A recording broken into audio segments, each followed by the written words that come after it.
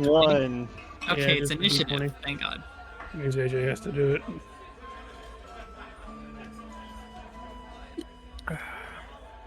Safe. 14. Everyone else rolled? Yep. Okay. Hit us with that recap. So we start off back in Crossroads, just as we left off, after we all decide to fuck around and find out with two decks of, well, the deck of many things and a deck of a few things. We gain quite the power level boost and all this other great stuff with that, but it comes at a terrible cost with Stella having to fight an aspect of death. She handily beats the fucking bricks off the damn thing, and but the entire but to make sure that she was able to actually, you know, instead of getting screwed over by that card, well, the card previous being the jailer, I think that's what it was, right? Don Juan or whatever. Don John. John. Shit. What was it? Don John. Don John. She she got Don John first for one card, and then another wish. I had to use my other wish for something else, and I lost the ability, and Fezzel lost the ability to use wishes again, well, ever again. And he also was racked with only 3 strength. So he basically collapsed inside of his armor and made it basically was almost impossible to move. Diz helped him out by making his armor able to fly, as well as him. And him and Antifex were able to move a bit easier to the train. Nothing really happened much from the ride there to Greenhaven until we get there and finds out that our druid, when she was still chaotic evil, murdered a hooker or prostitute, whichever way you want to call it. And so there was a sizable bounty on her head. Huh? Said an escort. We gotta use the politically correct terms, AJ. Well, the politically correct term is sex worker, but I'm gonna use hooker. Anyways. Sex worker is what we call ourselves. Anyways, moving on. Entertain her. From there, Diz bribes the local mayor into pardoning her.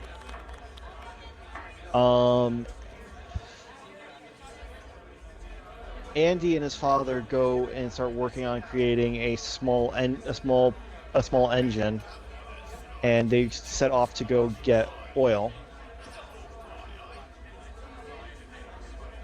Fezzel and Stella begin Stella's training with a longsword to various degrees of success. And I think that's about it, if I remember correctly. Did I miss anything?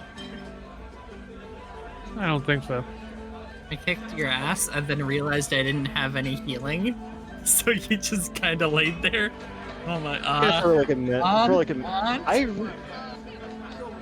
I also, it dawned on me that I still had like 3 potions of healing in my back pocket, and no one decided to check that.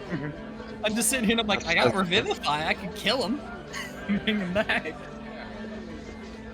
I mean, technically, you did actually kill me, but that's beside. Because for some reason, you decided to say, "Oh, let me use my Vorpal longsword." Hey.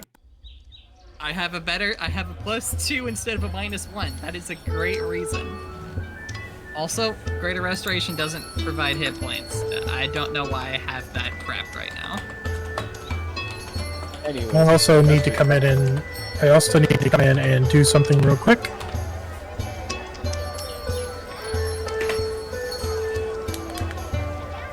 Alright. So we're leaving off. You two have just finished your little training session. And I'm assuming that everybody is like starting to go home.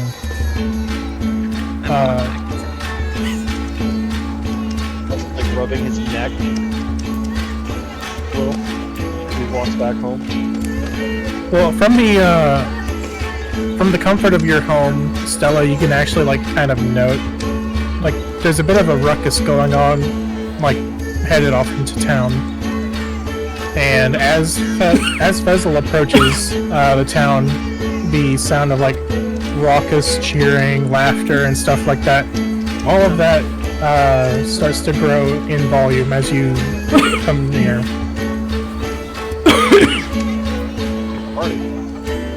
Interesting. Are you going with Fezzle? Yes.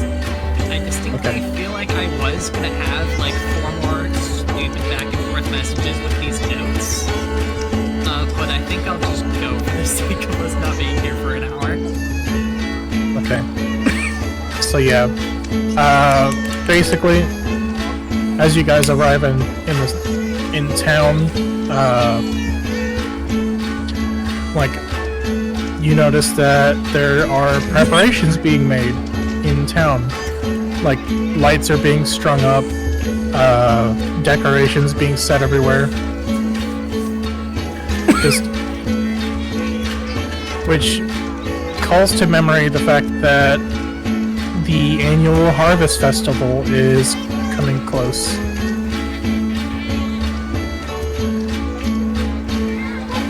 Harvest Fest. I almost forgot.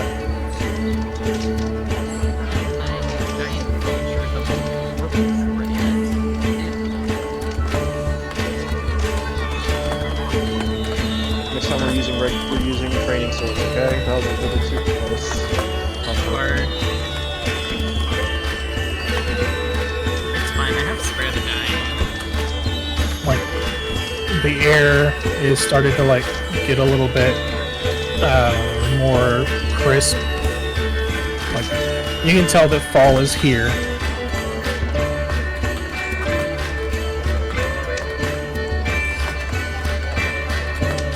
And as let's see, what is Andalus doing? Shit. They just took it on me. I was kind of vibing to the music. I think he's probably just kind of hanging outside, watching everyone put things together, or either that, or he's helping string lights up. And so basically you're like just lending a hand to the townspeople setting up decorations. Alright, so you're busy with that, and Fezzle and Stella, stroll into the town square, where there's a huge pedestal in the middle of the town square that is seemingly empty. I do something on it, but I don't own anything. Let's see. What is Antifex doing?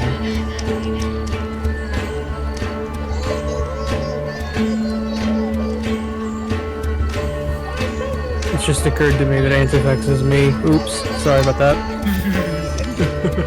Wait. What? Where's this?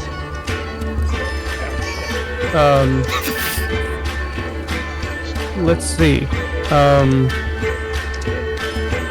I feel like Antifex is sort of kind of walking around town, like talking to people. Yeah, this is Antifex's first Harvest Festival, from what I can tell. Yeah. So he's just kind of walking around, like, sort of getting to know people, trying to figure out what's going on around town, because he's quite new to all of this. So, your friends, you notice that Fezzle and Stella have like arrived in the town square. And Andalus is helping out around setting up lights and stuff. And Mayor Eliza just sort of strolls up to like you guys as a group. It's like, do you happen to know where Diz is? I haven't seen him in like ever since he got back to town. I haven't seen him. Hello. Delivering art. That's on him. Right. Yeah. Oh, well, I would appreciate it because, as you know, the Harvest Festival is like a huge event, and all of the staff here at the Capitol building, we, participate.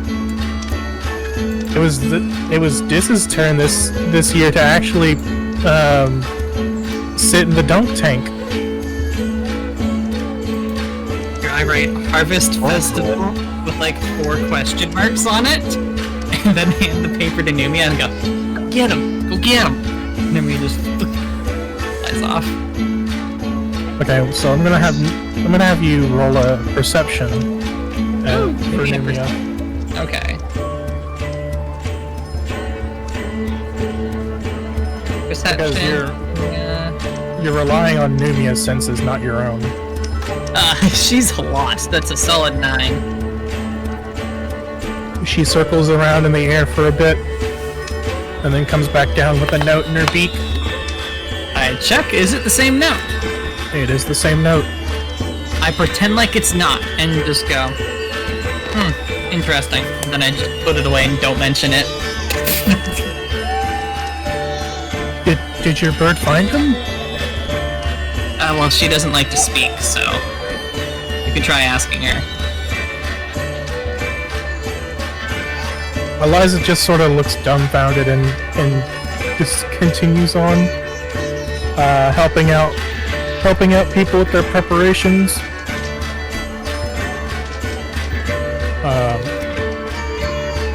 Like you guys see like children running by with like fireworks and stuff, like little sparklers. Just a whole party happening.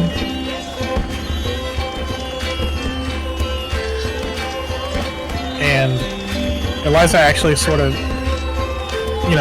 stops, turns on her heel. As soon as she sees the empty pedestal, it's like, and then just comes back running to you. It's like, there was supposed to be a golden cornucopia there. Did any of you guys see it? I'm worried. I wasn't looking for one, so no. You guys are residents there, so you guys know that, there's typically a golden cornucopia every year that just sits in the town square as It's like a almost symbol of the good harvest.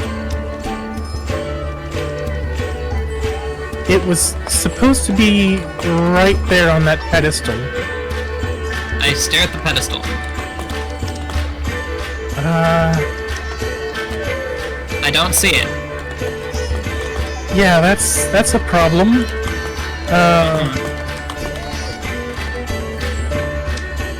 And she like walks up.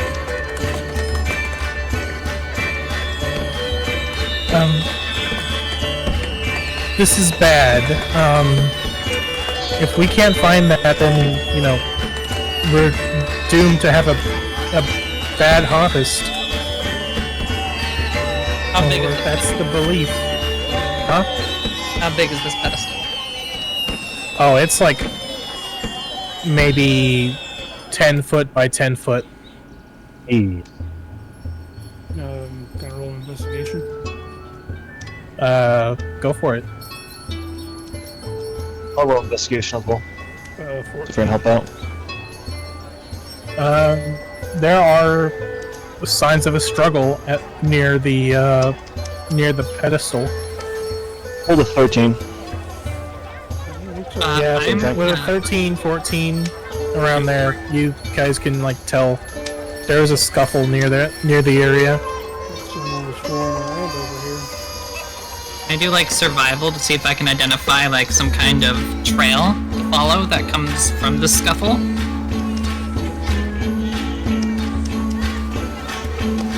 Let's go ahead and roll for it. 24. Okay, so you see like little scraps of clothing. There is like scuff marks on the ground. Just no drag marks this time, thankfully. No drag marks. They didn't get him this time. But you can tell that, you know, there was a huge struggle and the cornucopia is gone. Do I get a sense of a direction that I feel like I should continue investigating? Yeah, with that roll, I would say that, you know, you can tell there's like some footprints that look like the person was limping heading towards the fields. The fields! I start flying. There he goes. And, well, there's one direction going towards the fields, another going towards the farmer's market. Sorry, headed to the fields. Alright. Is everybody else headed to the fields? Yeah. Okay. Can I roll another investigation or no? Go for it. Oop, wrong button. That's an 11, so yeah, I guess I'll go to the field as well.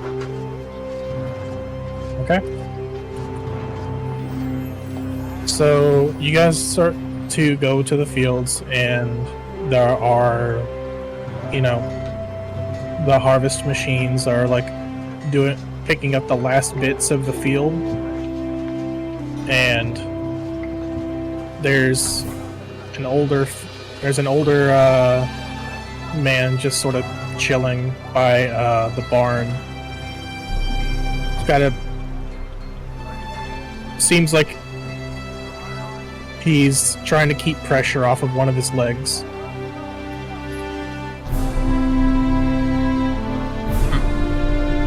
Alright. Oh, fucking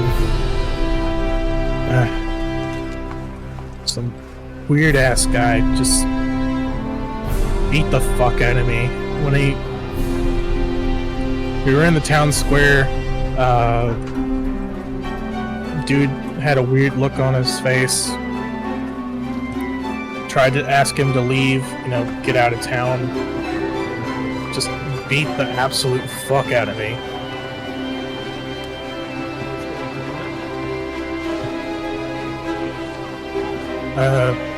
Unfortunately, I couldn't tell you really.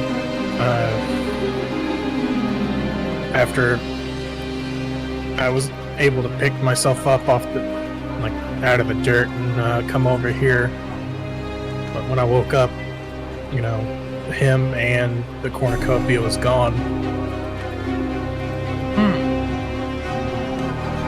There may be some people that saw what happened other than me, but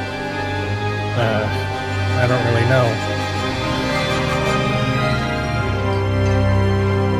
We can ask him. Yeah. The farmer's market. It's bustling, so someone had to see something. Why would they take it through the farmer's market when there's so many eyes on them?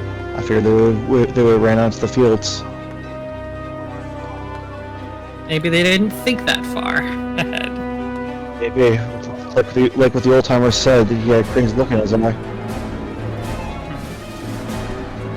Alright, so You know, we're back in the square. okay. I Yeah, assume there. that's where the pedestal is. The town square is where the pedestal is.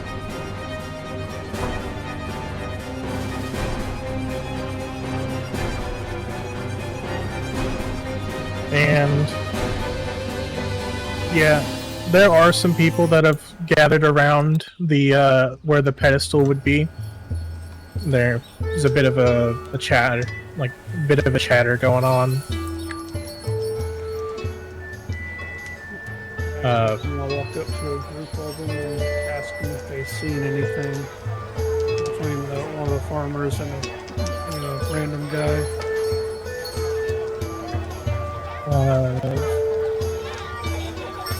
Most of the people that you talk to sort of like they say, yeah, we kind of noticed that there was a weird looking guy in town. He was really tall, wore a dark cloak.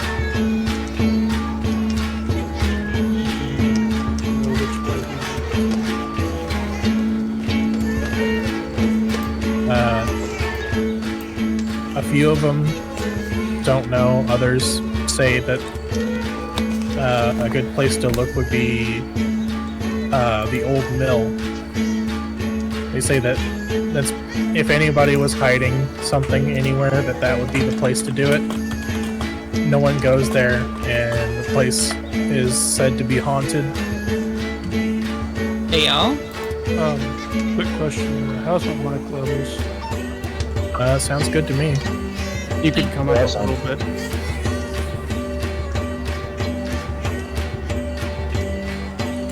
Then again, I've got your mic levels boosted.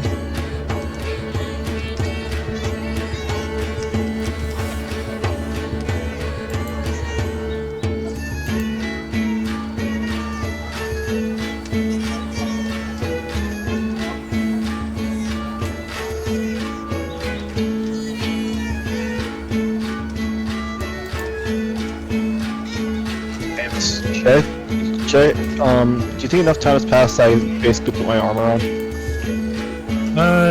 Yeah, I would say that you could, don your armor.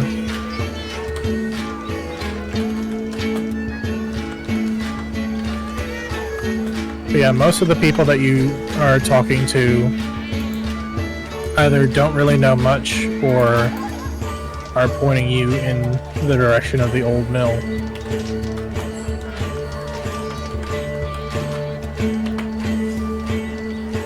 Alright, I guess my head Apparently- towards the old mill. Yeah, apparently there have been some weird sightings. Go over to that place.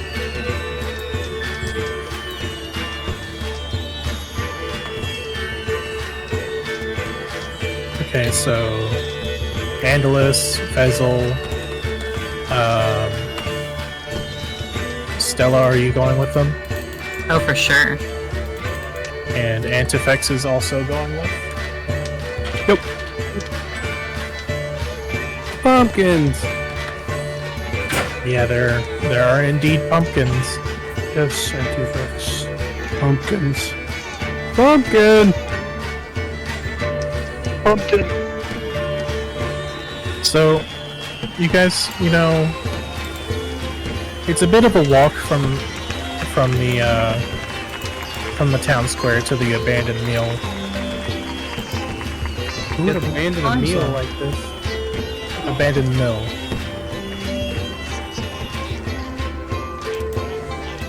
The sound of fireworks and, music and celebration fading into the background as you guys, continue along.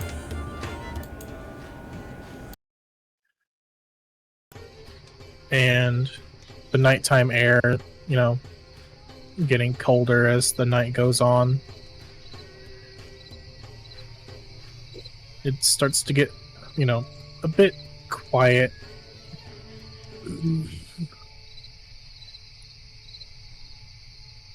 As you start to, Fezzle, as your, eyes begin to adjust to the darkness, Oh yeah.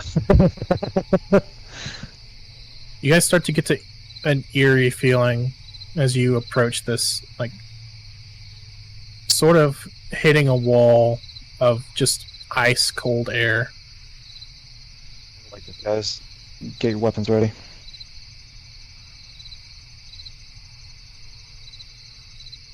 Hmm.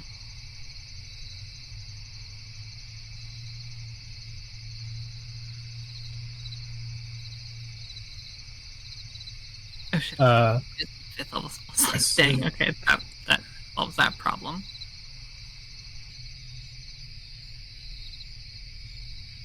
I'm gonna use So- scrying. Fun. As you guys approach the mill,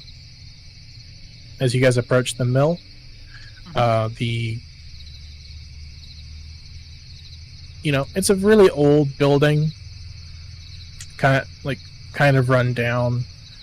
The wood of the building is starting to fall in on itself a little bit.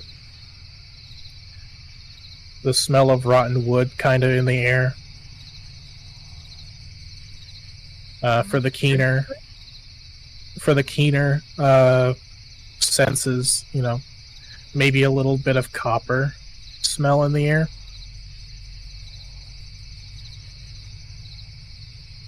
That kind of smell. Yeah.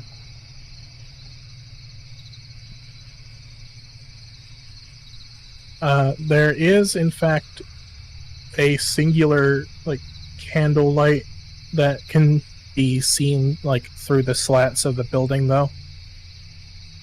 I'm gonna take a peek. Yeah, is it just one floor, or is there a second floor I can fly up and peek through a window of?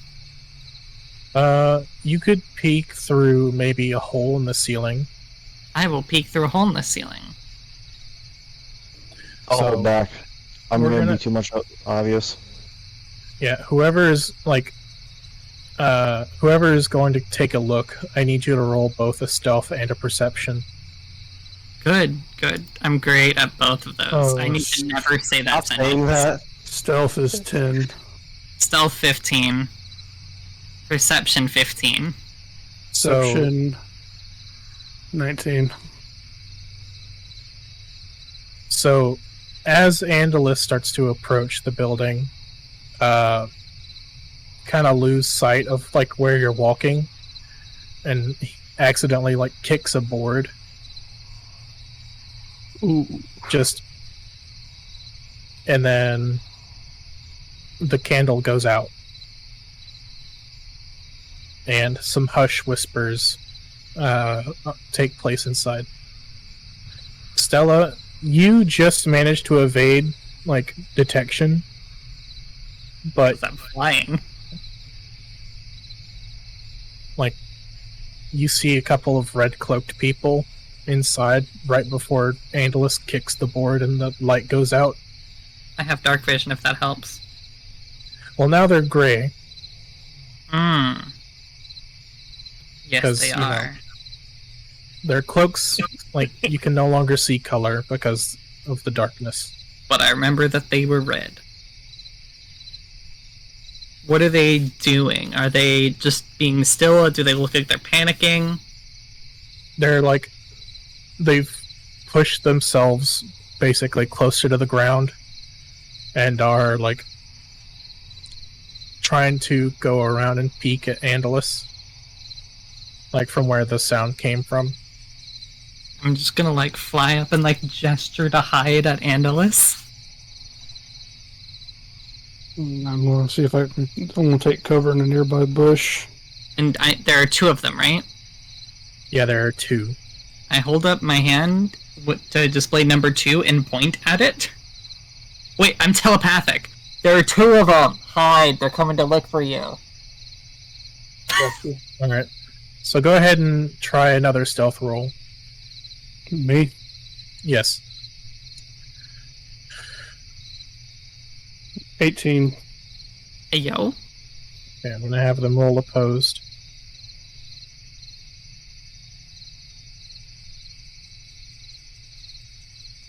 You hear one of them just, must have been the wind. And they go, The guy who didn't say that, detect thoughts. you hear in his mind, must have been the wind. I said they're both thinking it. One just said it out loud. And go and sit back down and they start to like spark up their tinderbox to try to relight the candle. Alright, I'm gonna try and probe deeper because I think that's a thing I can do. Yes, with detect thoughts, you can probe deeper, but I need to read. Yeah, the save is a 17. Whenever wisdom 17. I'm not sure what else deeper I get, but I know that's a thing.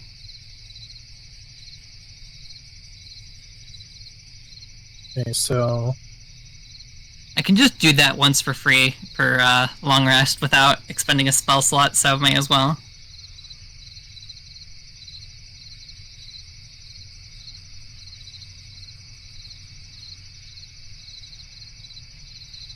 I need to figure out what is his wisdom. Does a 17 save? Meets it beats. Does he know now? Let's see. One of those Says ones where they just know? if it fails, you gain insight to its reasoning, if any, emotional state, or anything that looms large in its mind. If it succeeds, the spell ends. Either way, the target knows that you are probing its mind. Oh. So that the person that you cast the spell on looks up and locks eyes with you. There's just an eye through a hole in the ceiling. And And I then just grab Numia and like put Numia in front of the hole instead. So they just see an owl now. you just hear like shit, and they,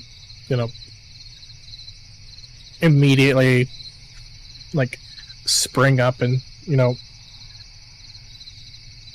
well, who is still looking inside? I'm in the bush. I'm looking inside through Numia's eyes. Okay, so I'm gonna have you roll a perception to see what's going on in there. 15. Same as last time.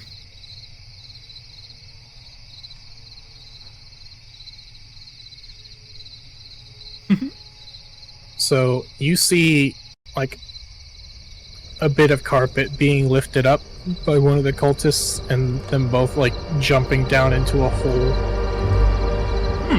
Okay. I assume they closed the carpet thing behind them? Yes. I telepathically go to everyone. Alright. We've spooked them, and I've discovered their secret passage. Let's approach. They've gone underground. I'll lead in the door. Okay, so you guys come in. Yes. Obviously, the space seems to be a bit lived in, which is weird because this place is supposed to be abandoned. There's like a travel pack, some candles. Before we go and lift this, I'm gonna make sure that they didn't set a trap on it. Okay. Yeah. Go ahead and roll for it. Okay, what do you want me to roll? I believe detecting traps is a perception. Oh, lovely. 30-20. Oh, never mind. You notice, like, right before you lift up the carpet, you notice that there's, like, a very thin thread coming from, like, underneath the carpet, and it, like, runs up and has, like, a bell attached to it. There's a wire thing attached to a bell. Does anyone have anything to defuse that? I've got some tinkering tools. I might have something. Okay. Sure. Roll with proficiency.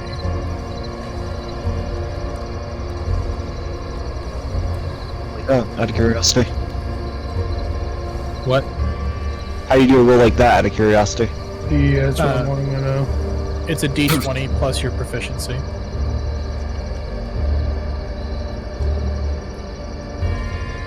figure out my proficiency, you know. I'd help, but I'm a different level. So your proficiency bonus is like to the left of your walking speed. So, Yep. Your proficiency bonus is a 3. okay. Plus, it would be D20 plus 3. Fuck. It's not good. 7 plus 3. Okay, so you're like, oh, it's gonna be simple. All I have to do is just cut this little wire and it'll disarm the trap. And you cut the wire and just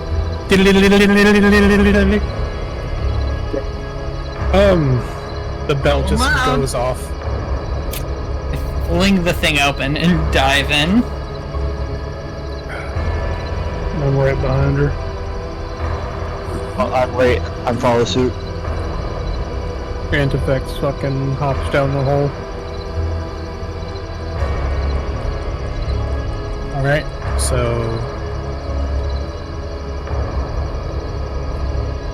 let me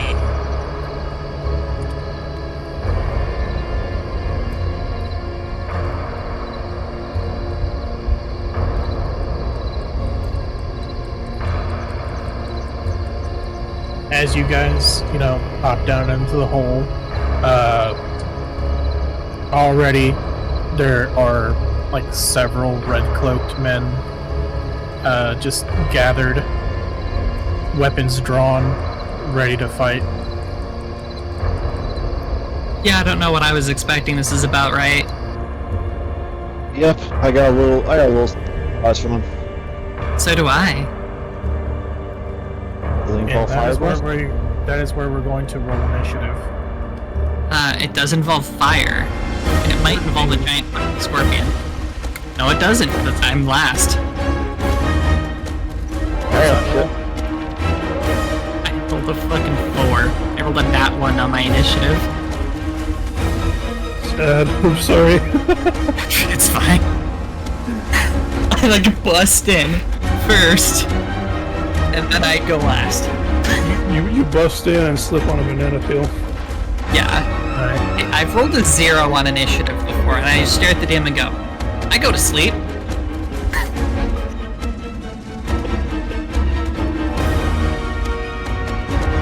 Bella does a thing where she enters a room and forgets what she's doing. Yes. She goes in the room and goes, I could shapeshift into this, and she spends like way too much time analyzing what she wants to wild shape into, and then like everything's dead. Okay, so Stella rolled a 4. What does everyone else roll? Another 20. Angela's has a 13. Basil?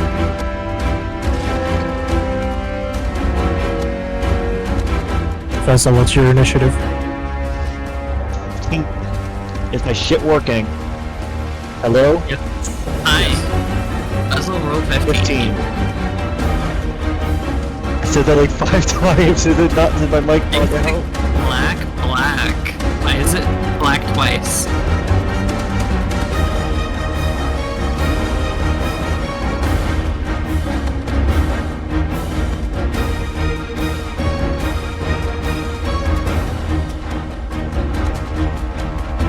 So...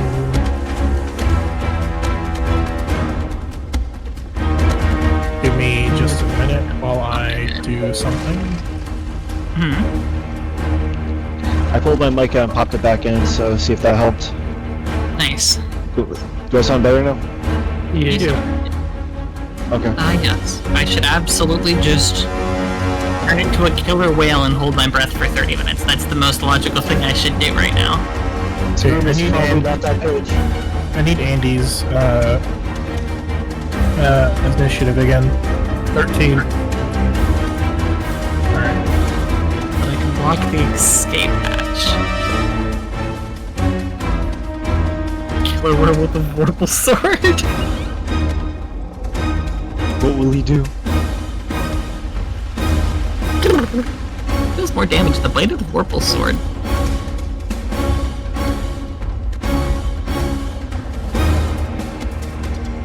The bite. Talker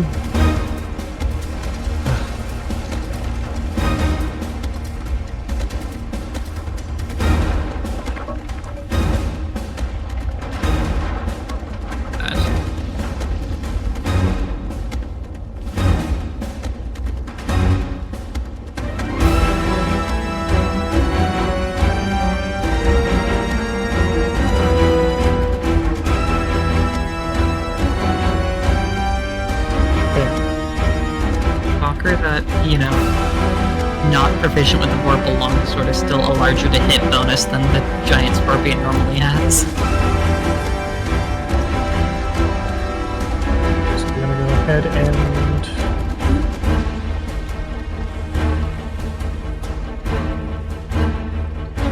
sort.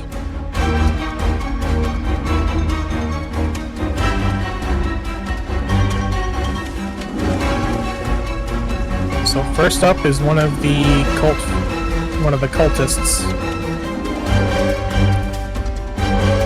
Who came down first? That was Stella. Alright, so this guy is going to come up to you and try to hit you with his dagger. Yep. That is an 18. Oh, very much that hits, yes. That is going to be 4 piercing damage. Nothing. And that is a 21 to hit. Yep. That is another 4 piercing damage.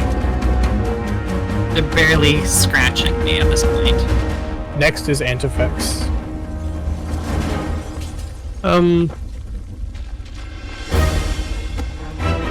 Let's see.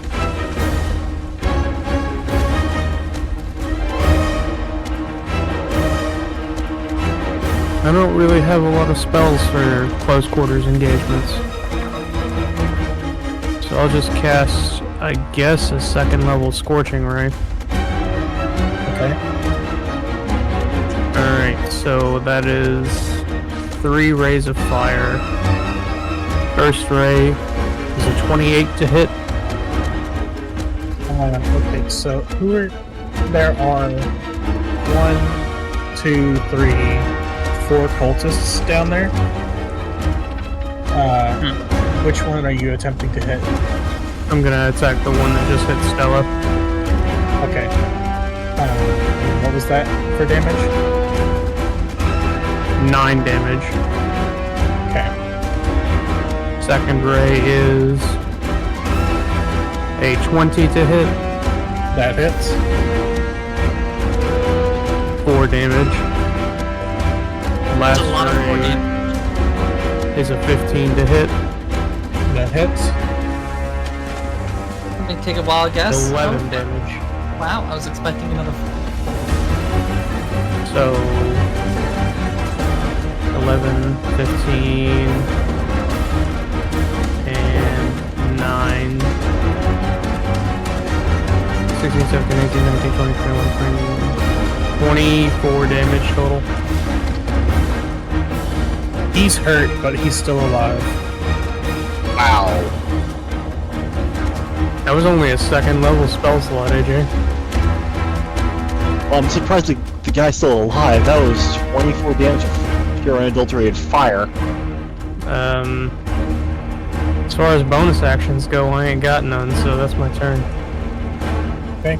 Next up is Fezzle.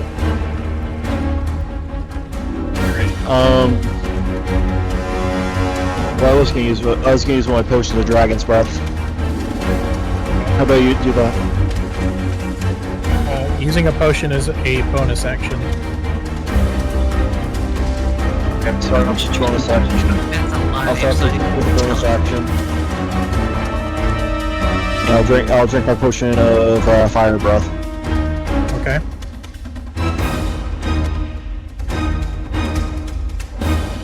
Do you have the description of what it does, or do you need it? I need it because I just threw it into my what was it, my other slot.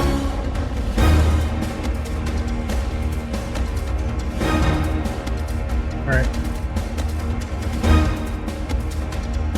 Okay, so...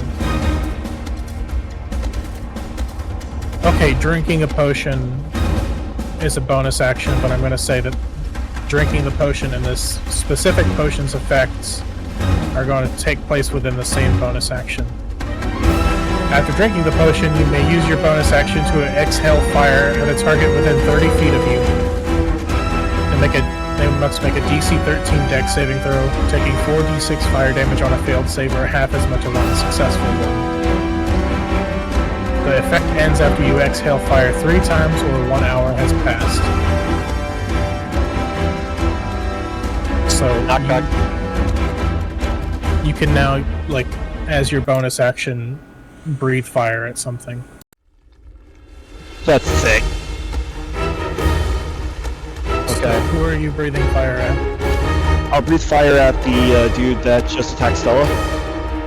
Okay, so he has to make a DC 13 dex saving throw. He just passes. Okay. So that is 4d6 fire damage. So he's going to take 7 fire damage. He is not looking good. Alright. I'm gonna strike him with my lance. Alright, go ahead. Does a 19 hit? A 19 hits. Homeboy takes 11 damage. You skewer this man.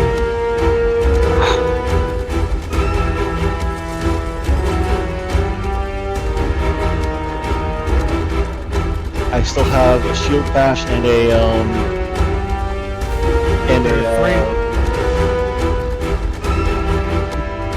There are 3 more cultists. None of them have acted yet, so they're just like gathered surrounding you guys. Are there any other cultists near me? Like directly? They are all basically within 10 feet of you. Oh, perfect. I point at one of them and I lunge forward with my shield. Alright. That's a miss. 6. Yeah, that doesn't hit. I follow up another hit with my lance. 15. Does that hit? 15 hits. He takes 5 damage. He basically just, like, you hurt his feelings. I cry. Oh man, what did you take me? After Thesilis Andalus. Right. Andy is going to draw both of his pistols. He has 2 now. And I'll have the blacksmith make one. Oh, okay. And he's going to shoot at just a random guy, I guess. Okay. 24 to hit. 24 hits. 3 damage. 3 damage? Yep. I'm gonna shoot him again. Alright. That's a 10. 10 does not hit. And then he's going 2-weapon fighting and shoot him with the other pistol. Alright. 16. A 16 hits. 5 damage. Okay. So, after Andalus takes his shot,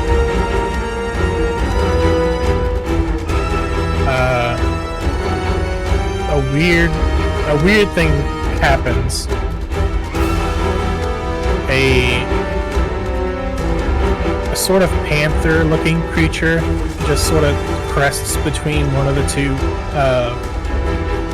like one of the 2 remaining cultists,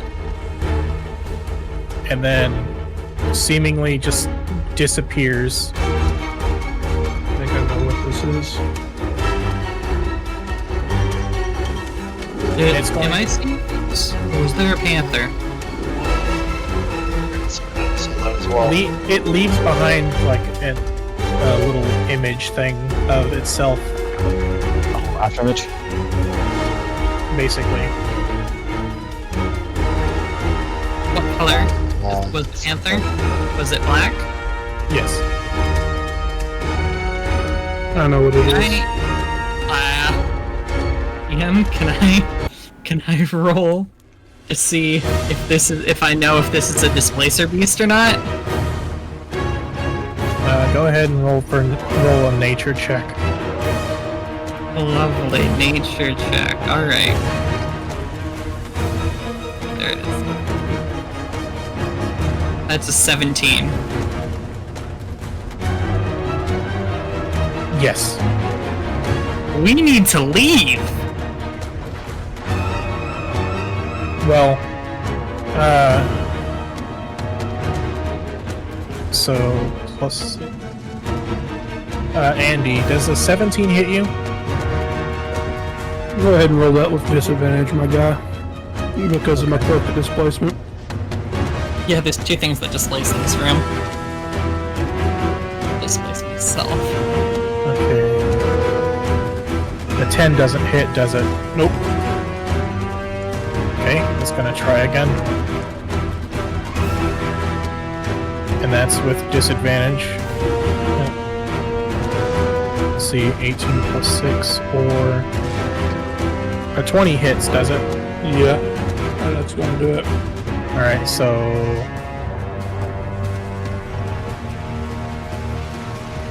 you're gonna take 5 bludgeoning damage and 6 piercing damage. After that is one of the assassins.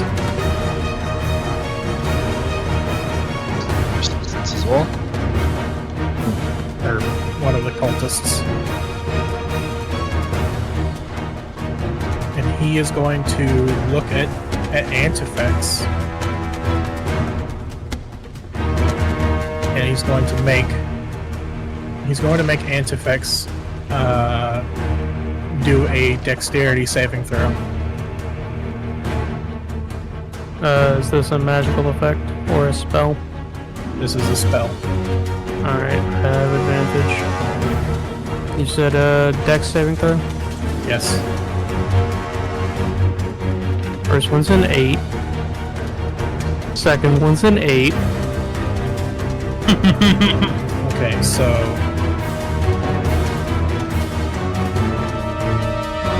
Jesus Christ. You take 1 radiant damage. Like a mild sunburn.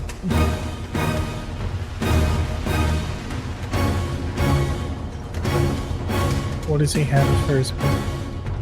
He doesn't have a bonus action. Welcome to the life of a wizard, baby!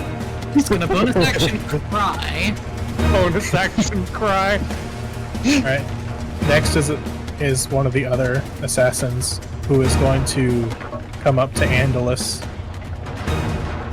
and is going to cast a spell. Andalus, you're going to need to make a wisdom saving throw.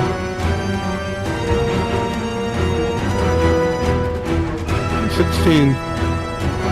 Let's see. What is his...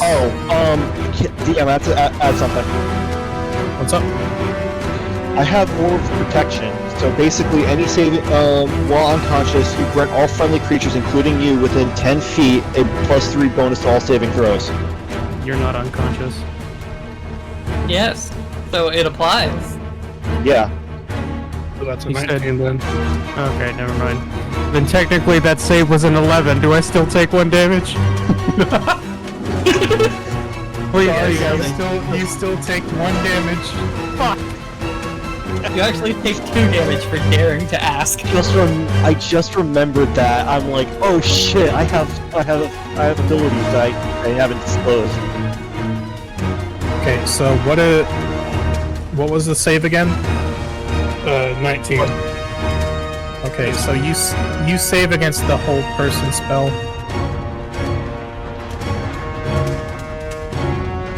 After that, another panther-looking creature runs into the room Oh, fuck. and leaves behind another after image. Oh yeah, I this time I say out loud, that's a Displacer Beast? The cultists aren't the biggest threat in the room, it's that. It's Back to going, light and fire. it's going to try to hit Fezzle. Oh That is an 8. Nothing to me. 18 armor class. That is a 10. It just He slaps you with a pool noodle. it's Basically, like it's does nothing. you get like 2 weird tentacles slapped onto your armor. Don't like that. Does it make a weird, uncomfortable sound? After that is Stella. Alright, so I just witnessed 2 after images of a Displacer Beast and one actually attacking. So I'm pretty confident I know which one's the real one. So I am going to point at it like a finger gun and go BAM! And as I do, Numia flies over and is gonna try and touch it so I can cast Inflict Wounds on the Displacer Beast. Okay. Is that a reference to Inuyasha? No idea what that is. Does a 12 hit the Displacer Beast? And do you I have roll with advantage? disadvantage? Okay, am I flanking with Fezzle? Sure. Okay. So that negates the disadvantage. Does a 12 hit? No. Okay. Fuck. So we're gonna bonus action.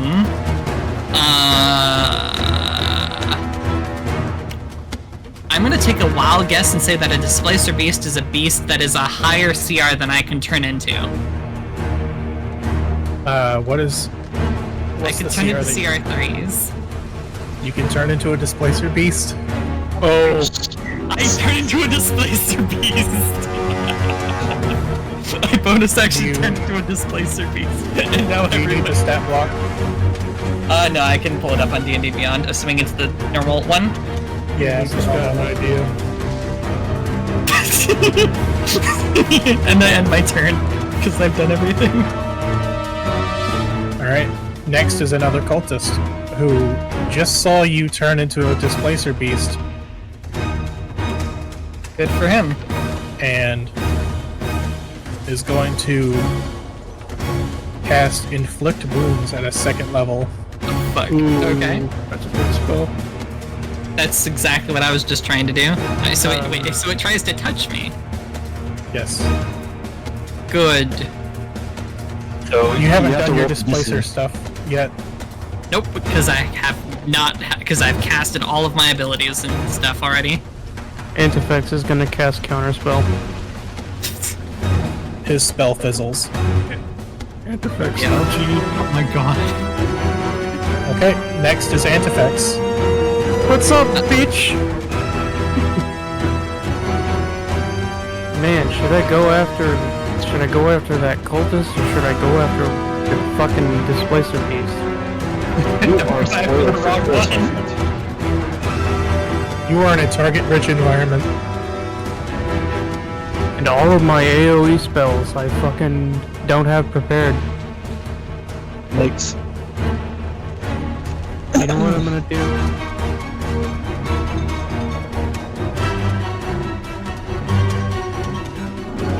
Nah, that would be a waste of a spell slot. Let's see. We're gonna cast a 3rd level Scorching Ray. That's 4 bolts. So Okay. we're gonna try to hit the Displacer Beast. Which one? There are There's- 2 of them. There are 2 Oh. Displacer Beasts. Has either of them been hit yet? No. No. get the one by me. I'll get the one by Fezzle then. There is one really close to Fezzle and one slightly closer to Fezzle. Are you With getting? a 24 hit. Yes. Fucking Christ. I assume he successfully not hit me. 4 damage. Again. Does a 30 hit? Oh my god. That hits. 9 damage. Again. Does a 14 hit? 14 hits. My God. Are you 9 rolling with damage. disadvantage? I mean, I could be. Yeah, this is a displacer beast. Alright, well, I'll roll this one with disadvantage then. Are you doing? Yeah, you're doing attack rolls. Or actually, when you hit it for the first time, its effect is disrupted. So, Oh, well, then I just hit it all 4 times anyway. Last bolt is 5, so 4 bolts put together. 5, 9, 9, and 4, so 18, 19, 20, 21, 22, 23, 24, 25, 26, 27 damage. okay. Despite it having beast in its name, a displacer beast is technically a monstrosity. Will you still let me turn into it because that's cool? Technically, I can only turn into beasts. Okay. Unfortunately, since it is a monstrosity, you cannot transform into it. That's fine. I'll allow you to pick a different beast of challenge rating 3. Okay, then I will be a giant scorpion. Okay. So a big fuck off scorpion has just appeared next to you, Fezzle. Yeah. It is a large scorpion, literally. Like, I this did thing that. is the size of, like, a horse. I was gonna say, it's kind of like a rat scorpion type of deal from like Fallout, or Yes. even bigger. It is Okay, like the that- size of a rat scorpion. Oh, for the love of God, Emperor! And out of all the creatures you can pick, Listen, it's either that or you deal with a killer whale in this room. fair point. Those are the only two CR3s. So after Antifex is Fezzle. All right, there's that displacer be still breathing down my neck, right? Still. Yes, and its magical double has been disrupted. How do I roll again for a fire breath?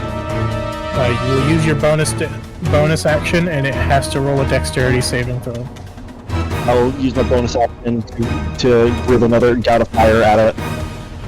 It passes. Oh, it's okay, so going- we're gonna be like that then. That is 4d6 fire damage, and it's going to take half. It's going to take 8 fire damage. All right.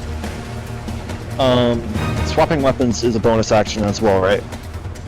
You didn't swap weapons, or at least Okay. at the moment. So I'm not gonna. So don't worry about that. I was just asking. Are you still attacking with your pike, or are you switching to your Holy Avenger? I was still gonna hit with my lance, so since I used my bonus action already. Alright, you're still attacking with your lance then. Yep.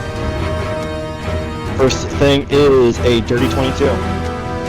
That hits. Wait, is it still displacing or no? It is no longer displacing. That is Sweet. It takes 4 damage. So many 4s today.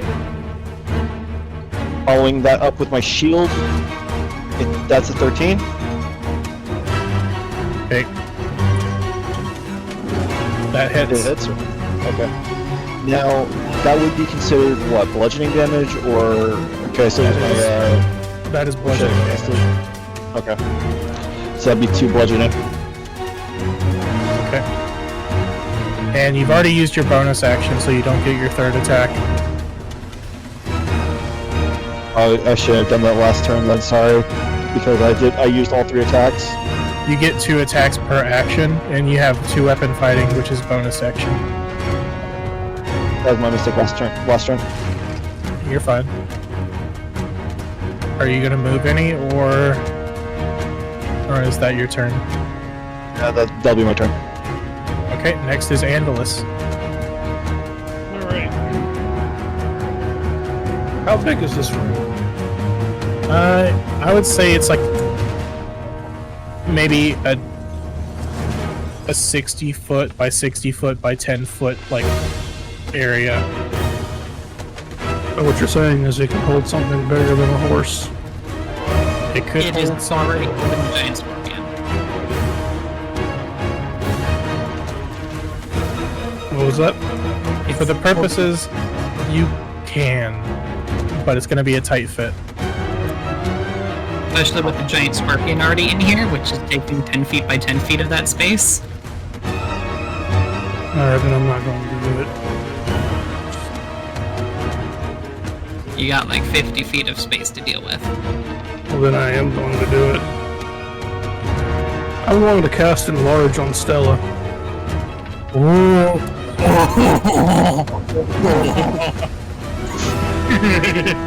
Okay, so Stella has doubled in size.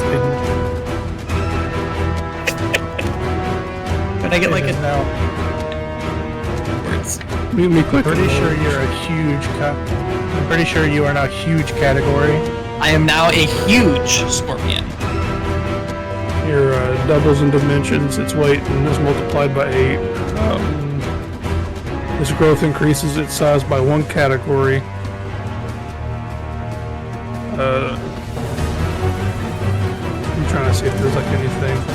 There You have is. advantage on strength checks, strength saving throws.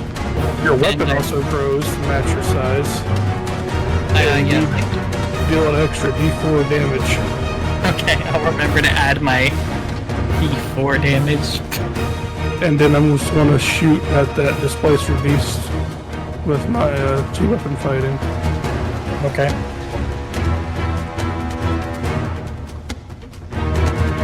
Nope, I got a 9. That doesn't hit. Nope. Next is the Displacer Beast that Fezzle just finished wailing on. He is not very happy. So another duplicate just sort of pops out of it and takes a spot next to Stella.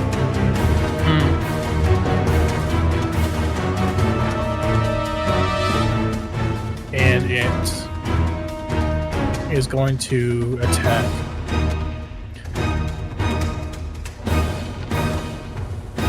Who does it attack? That misses. It rolled a fucking natural 1. Oof. That's rough, man. Sucks. So simultaneously you see both Fezzle and Stella get swung at, but both attacks just fucking whiff. After which is one of the assassins. Who has not used his 3rd level slot yet. He's going to try to touch the scorpion. That seems like a bad idea for him. What is his...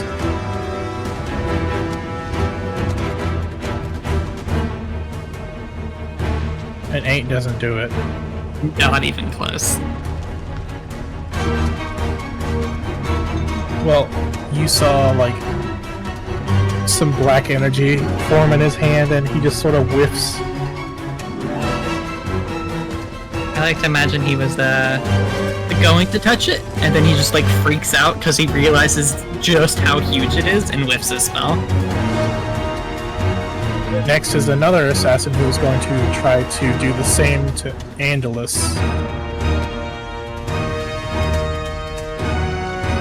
Let's see, that is an 18. Roll that with disadvantage. I was gonna say. What do you mean? Because at the start of my turn, my cloak reactivates. Okay. The displacement is amazing. Can we skin the Displacer Beast when it's dead and make another Cloak of Displacement?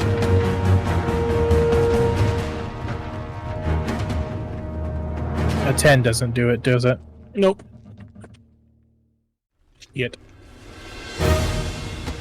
After that is the second Displacer Beast, who has not been attacked, so he's going to attempt to hit or Antifex.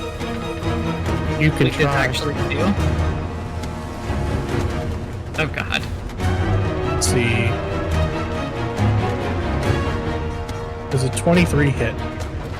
It would normally, but I cast shield. Dope. Okay.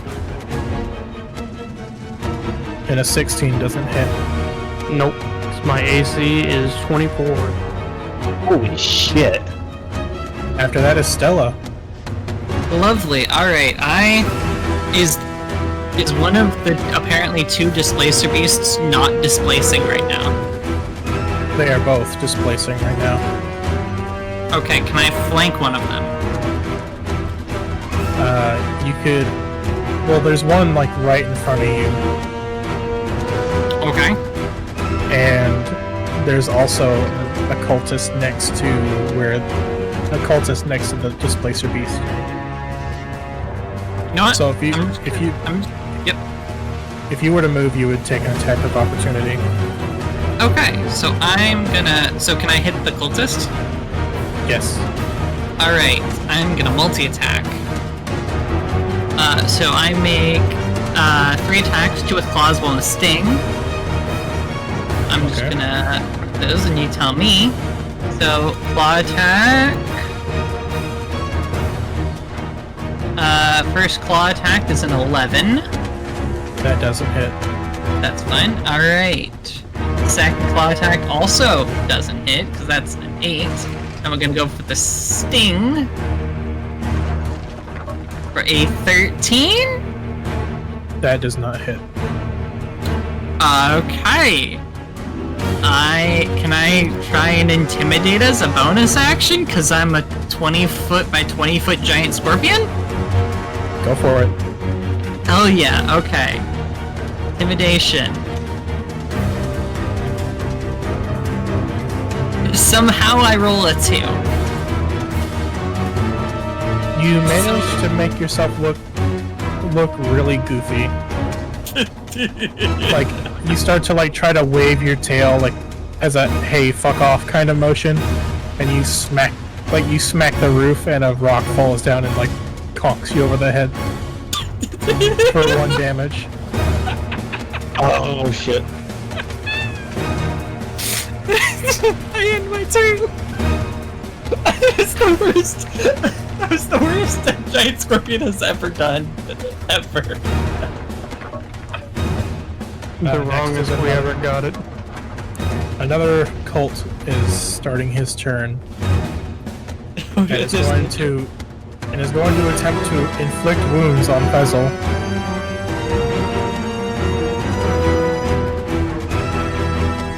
That's an 11. Nice hand you got there, fella.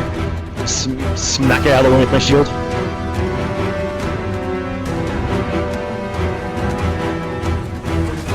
After that is Antifex.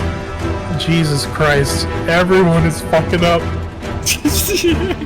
Everyone's laughing at the giant scorpion and can't fucking hit. I pointed the displacer beast that I hit earlier, and I'm like, do you hear that? Does he hear that?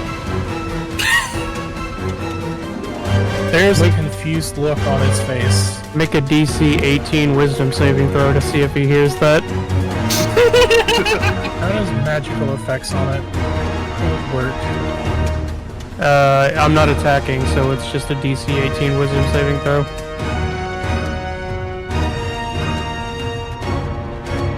Okay, so it needs to make a what saving throw?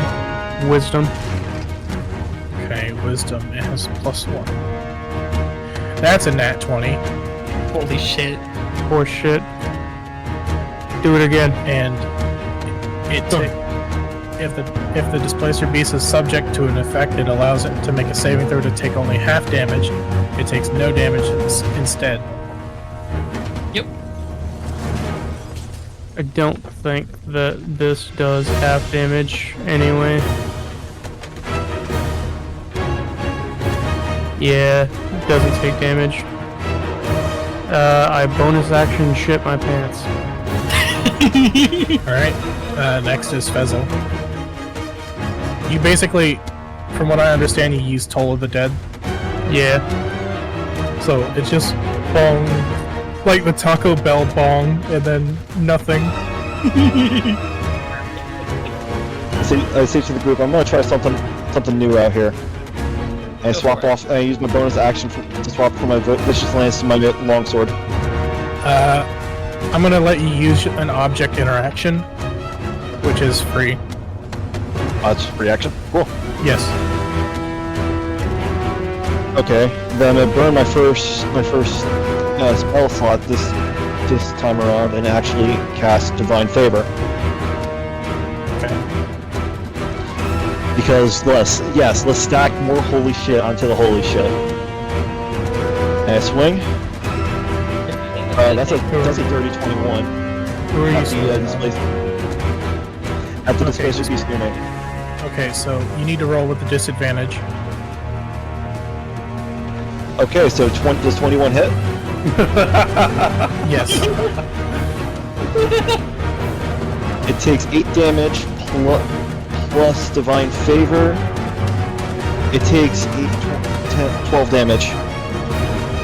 Okay. And I'm gonna follow that up with my bonus strike for my with my shield. You get 2 attacks per action, so you could strike twice with your Holy Avenger. And now that he's been hit, he is no longer displacing. So Oh, you get okay, 2 so- strikes. Your action is 2 strikes with your main weapon, and because you used your bonus action for Divine Favor, you don't get a shield strike. I'll just swing with my sword again. And this is without disadvantage now, right? Yes, Does a 15 hit? a 15 hits. Okay. He's gonna take 5 plus. He's gonna take 9 extra damage with my Holy Avenger. So 5 plus 9 is 14. No, 9. Sorry, my bad. It's just 9 damage overall. It was 5 plus 4. Okay.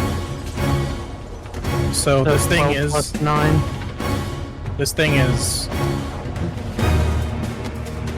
not feeling good. Next is Andalus. Alright, saying as that displacer beast is no longer displacing, I'm gonna shoots it. The 12 hit. A 12 does not hit.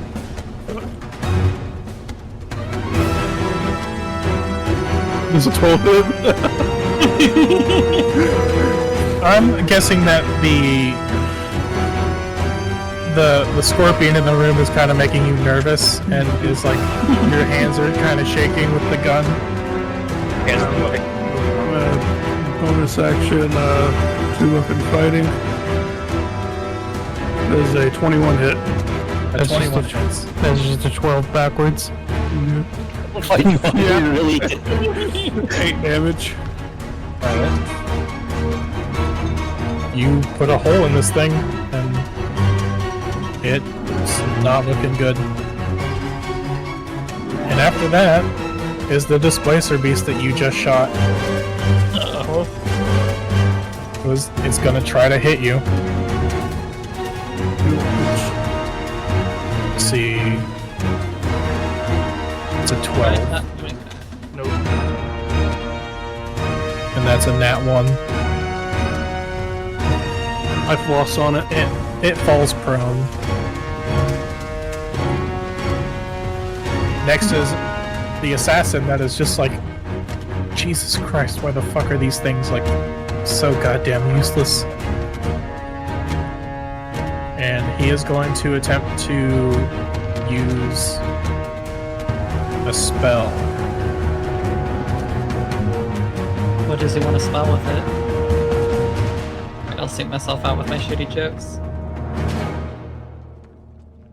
Andalus, make a wisdom saving throw. Do whatever you have. 13. Okay, you pass. Nothing happens.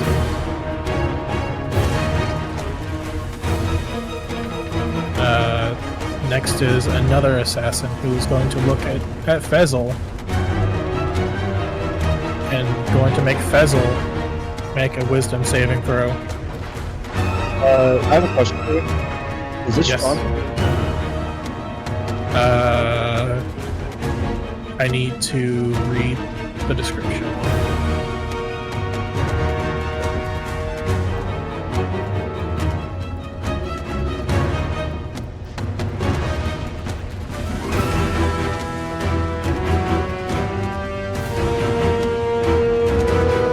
No, this is not a charm effect. My aura of devote would mean nothing when, while unconscious, friendly creatures, including me, within 10 feet can't be charmed.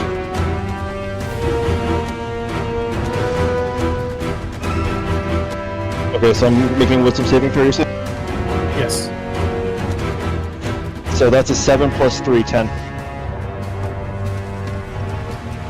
That doesn't do it.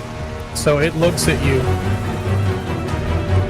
and his eyes flash a gold color, and he says, "Surrender."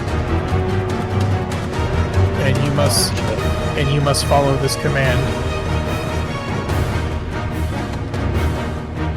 My weapons down and just go on my knees and airlock my hands.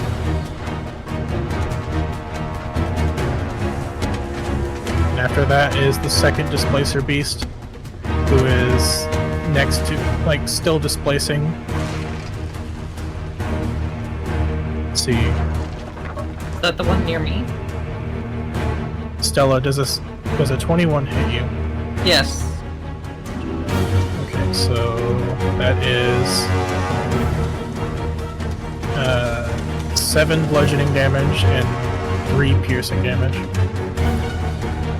Okay, so 10? Yes. Okay. And a 15 doesn't hit you, does it? Meets it beats. Alright, so that is...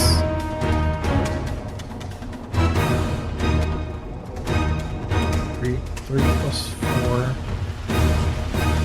plus... Hey, AJ, you rolled a check, not a save. Oh, Big difference. so what was it, So- wisdom, you said? Wisdom. So you take another 10 damage, Stella. Okay, I re-rolled for wisdom. Holy I shit. I got 25 plus 3, 28. Do you still want me just to be on, you still want me just to say that that was my saving? Well, that was my save? Okay, so... Everybody gets one. We're gonna say that you passed and nothing happened to you.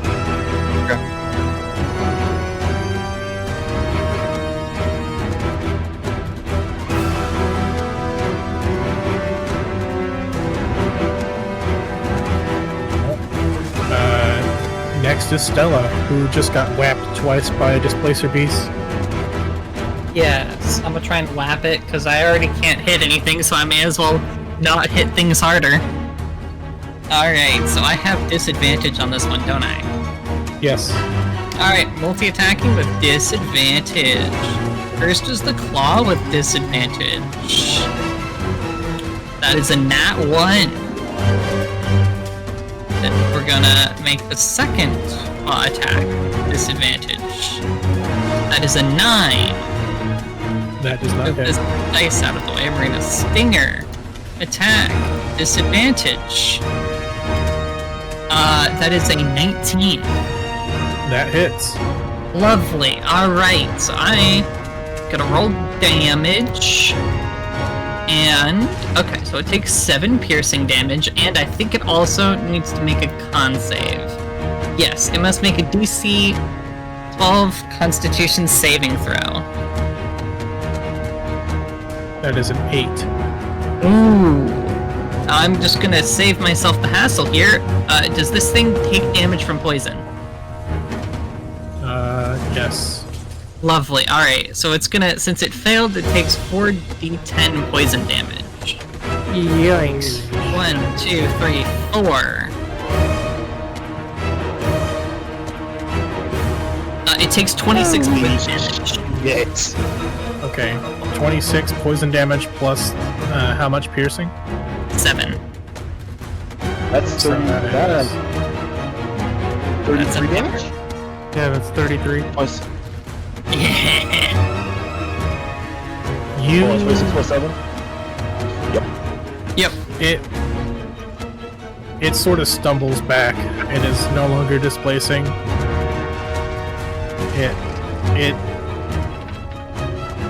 It's not feeling good. Alright. Can I try my bonus action intimidate now that I'm being vaguely intimidating? Go for it. Yeah. Is this There what we you go. wanted, Copia? You little baby panther? Oh god, tiny displacer beast. It's that shit. God. I I'm need just to. sitting here like Dr. I have a Evil stat petting block. this cat. That is a 14 for my intimidation. A 17. A couple of the assassins shit their pants. 14, not 17. Or 14, only one of them shits their pants. Okay. Good, good. Smells like boiled Fine, cabbage fine. in this tunnel. Next is the cultist that shit his pants. He is going to just sort of like waddle towards Fezzle and is going to cast a very familiar spell that he would know. Spiritual Weapon.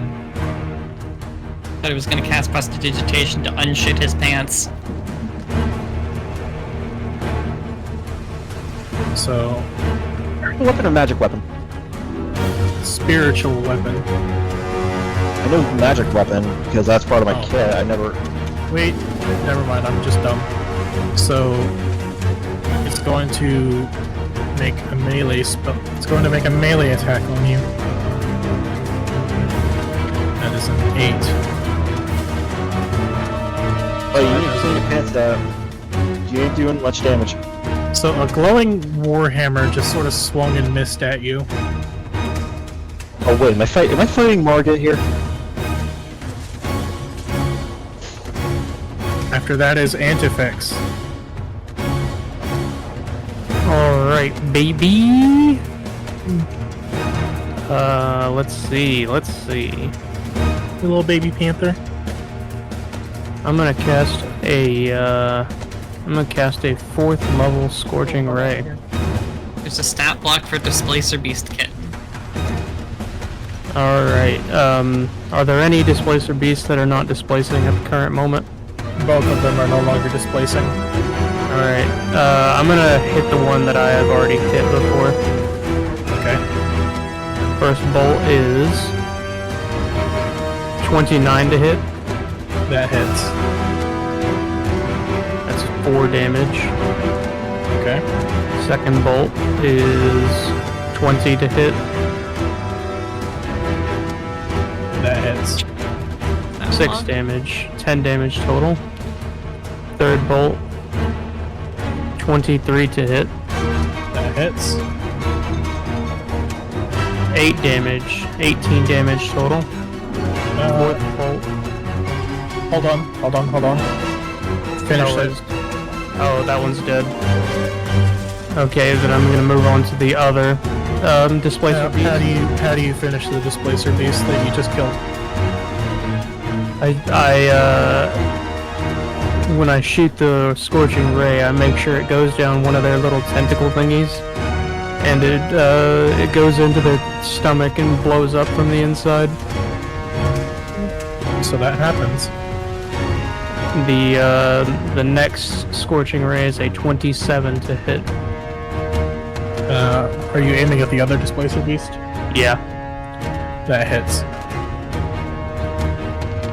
3 damage. And the final bolt is a 17 to hit. That hits. 5 damage, so 8 damage total to that one. This one's looking a little crispy, but other than that, it's still coming. Next is Fezzle. So I'm gonna keep the fire going, and she's gonna. How long does that fire breath spell last for? 24 hours? Until you use it 3 times or an hour. So I've used it once, twice. Twice. So this will be my third. This will be my third Yes. time. I'm gonna use it. I'm just gonna finish it up a little bit. I'm gonna do another gout of fire towards that Displacer Beast again. Okay. It rolled. What's its dex? It rolled a 12. It fails. So that is 4d6 fire damage.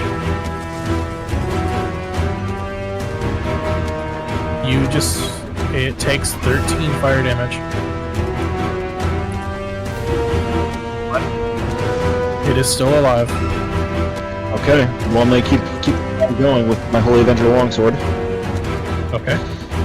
18 hits. An 18 hits. Okay, it's going to take 6 plus Divine Favor. 6 plus 3, 9 damage. Okay. And then I'm gonna attack it one more time, right? Because I'm using my extra attack with my longsword. Yeah. Keep chewing on my cords and I'm gonna pop your butt. What was that? 11 hit.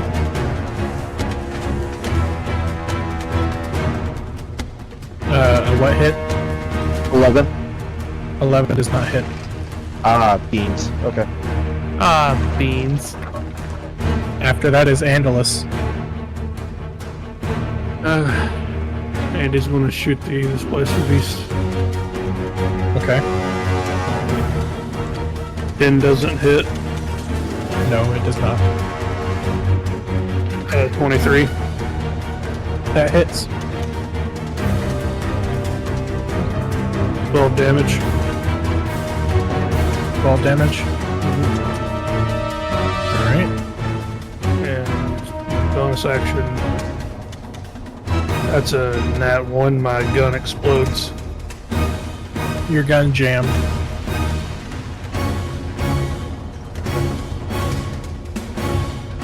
That's all I can do.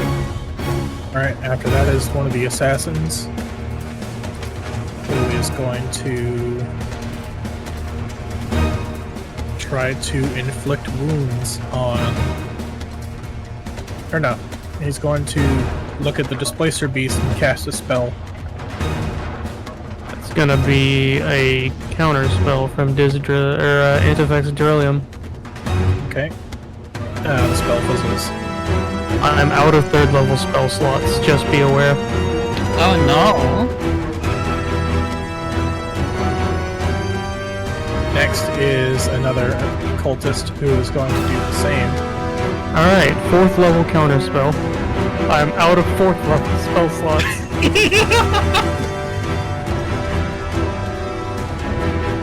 Okay, next is the Displacer Beast. It's going to come up to Antifex and then try to whap him. Displacer Beast? Try it. A 17. That misses.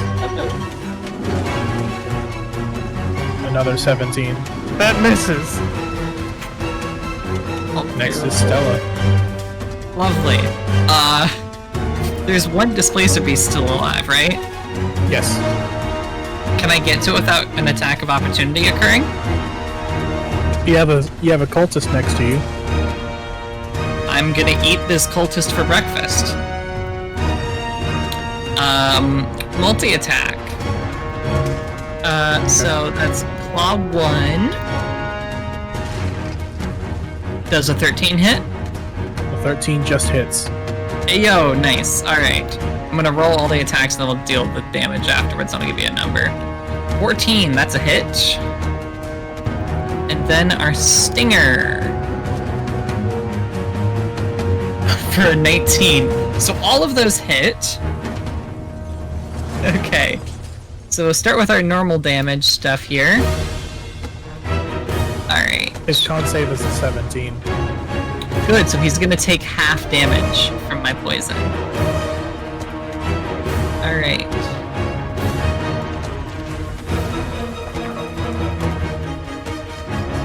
Okay. What are my damages? Okay. So that's... the first one is 8 bludgeoning damage, then 9 bludgeoning damage. I will sum this up once I'm done. Damage on the stinger is going to be 10 piercing. And then he's going to take half damage from the poison. So we're just gonna... 7, 8 plus 9 plus 10 plus... Yes. Plus this at half. Plus 12. Is it alive? 27 plus 12, that is... 39. Is it alive? Finish this cultist. Alright, so it just gets stabbed straight through the head with the scorpion stinger. And then she kind of goes, ew, it's stuck, and like flings it, and the corpse like flies across the room and hits hard. Oh, I can imagine that whole idea, just the body just ragdolling on a fucking stinger. So the cultist that was gonna go after you just got flung across the room. So it's Antefex's turn. Alright. There are 2 cultists left in a Displacer Beast. That Displacer Beast is displacing at current, correct? Yes. Alright, well, let's see. What can we do?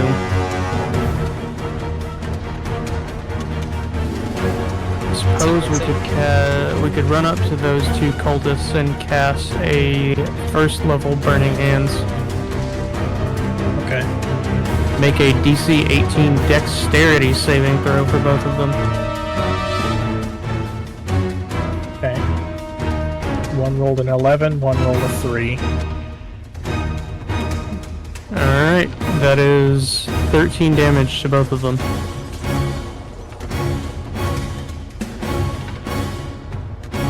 That hurt, Charlie. Good. Okay. After which is Fezzle.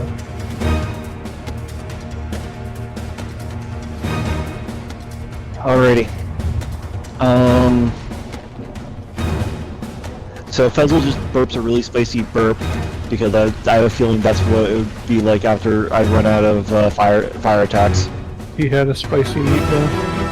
Yeah. Oh, anyways. So I'm looking at that Displacer Beast. That's near me, right? Or is one of the cultists near me? It looks like there's 2 Displacer Beasts. One is next to you and the other is next to Stella. Right. But the assassins, one of the cultists is next to Stella and the other one is next to Antefex. I have a feeling Stella can handle the cultist, so I'm gonna try and take on that Displacer Beast again. Okay. 15, 5. Is that These are 5 just does not disadvantage. Okay, I'm gonna try again. 17. 19. 17 hits. And you still have Divine Favor running. Yep. I do. 5. 6 damage to that to the displaced beast? It is on death's door. Okay, I'm gonna try and finish it off. I'm going to go with unarmed Okay, so that's gonna fucking miss. Never mind. I was gonna say I was gonna try and hit with my shield because I didn't use any bonus actions. It is no longer displacing though, so you don't have disadvantage on that attack. But I rolled an 8. Alright. Next is Andalus. Andy's gonna cast Firebolt at that Displacer Beast. Okay, go ahead and roll for it. 24 to hit. That hits. 11 damage. Finish it. So, yeah, Andy just fucking gets pissed off because he's constantly missing and his gun's jammed. He just throws a Firebolt at it. And it just sort of puts a hole like right behind the front leg where its heart is and it just falls over. Fatality. Is that your turn? Yeah. Next is one of the cultists who, as a last resort, is going to cause his spiritual weapon to try to attack Fezzle. That is an 8. The other glowing warhammer missed me. Yep. The second one is going to cast a second level inflict wounds and try to touch Antefex. 15, 16, 17, 18. Versus AC. Yes. That does not do it. Finish him. Oh god.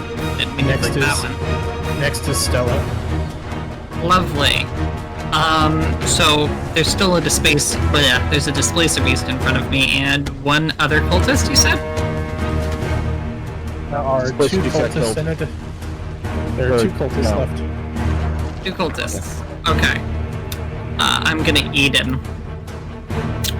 So, the closest cultist, multi-attack. Claw.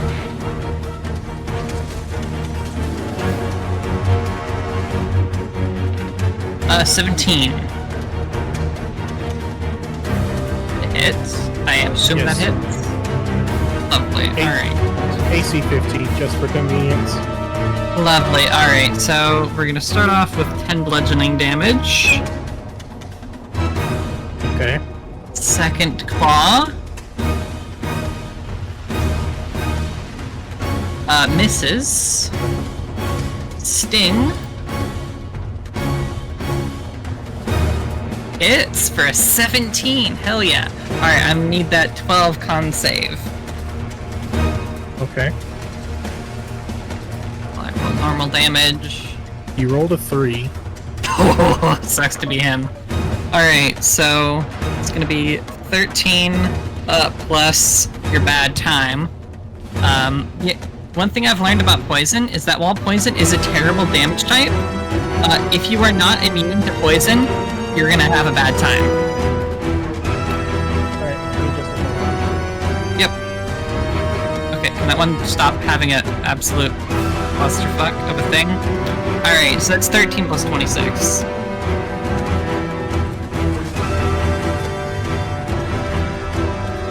That's 39 damage total. The baby displacer beast has been displaced. Alright. So, finish this guy. Alright, so I just, like, stab this one in, the chest this time. And then I just, like, grab, like, the head and the legs with, the claws, and then just, like, rip them into 3 parts. And then just, Okay. like, pop them on the floor. Go ahead and roll an intimidation.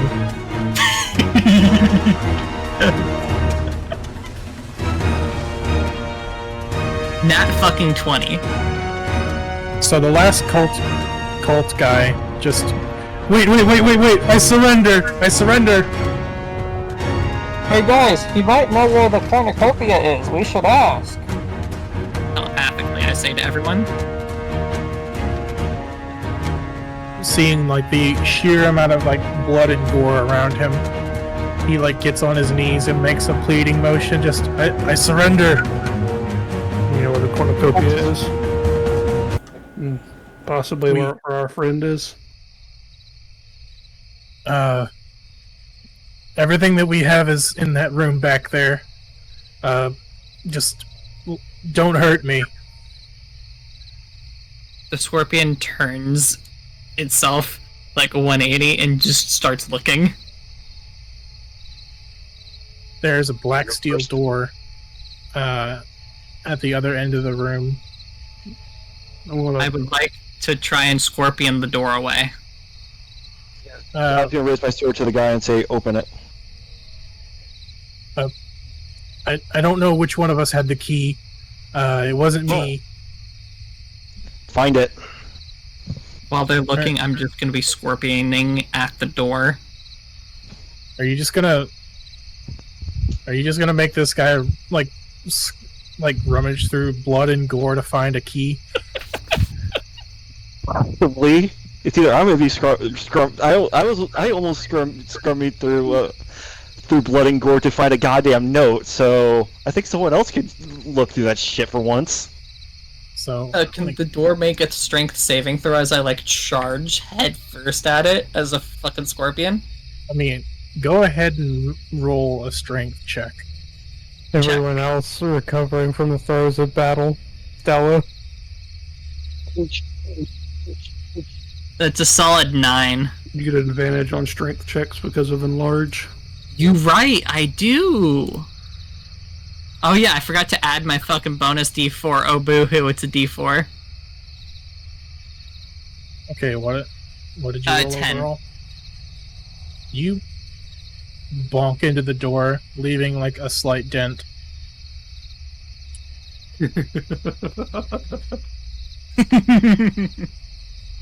Okay, so he rolled good enough.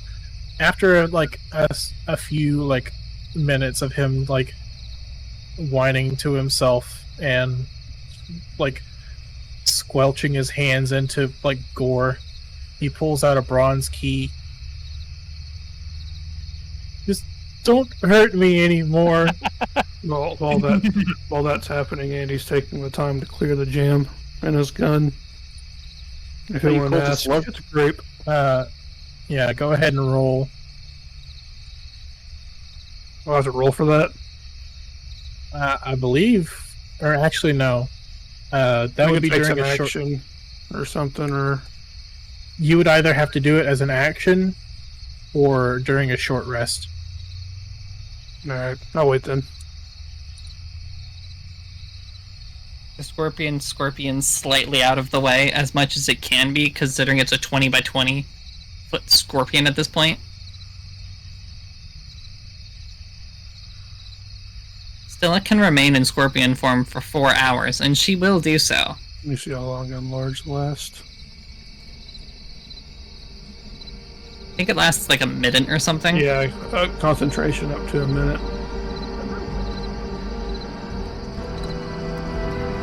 But yeah, I'm a break concentration. Okay, I'm so, now a 10 foot by 10 foot scorpion. so this guy is like holding the key out for whoever is going to take it. Like, All Does right. not want to walk past the giant scorpion. I'll keep my gun on the cultist so he doesn't get any ideas. The moment that you guys like stop looking at him, he's going to try to run away. If he does, I have a 40-foot movement speed and will chase. That is terrifying to think about. That is too I will fast for take something dash that big. action to catch up with him as So- soon as he starts running. no, I'm not gonna waste it. I'm not Okay, gonna I'm waste gonna a get spell slot. within 60 feet of him and look the other way and say, I got this. Because I have blind sight of 60 feet. If he starts running, I'll know, even though I'm looking the other way. the cultist basically, he's like scared out of his mind, but he starts to like do a little bit of laugh, like a little bit of laughing. What are you laughing about? Seems like someone's missing from your little group.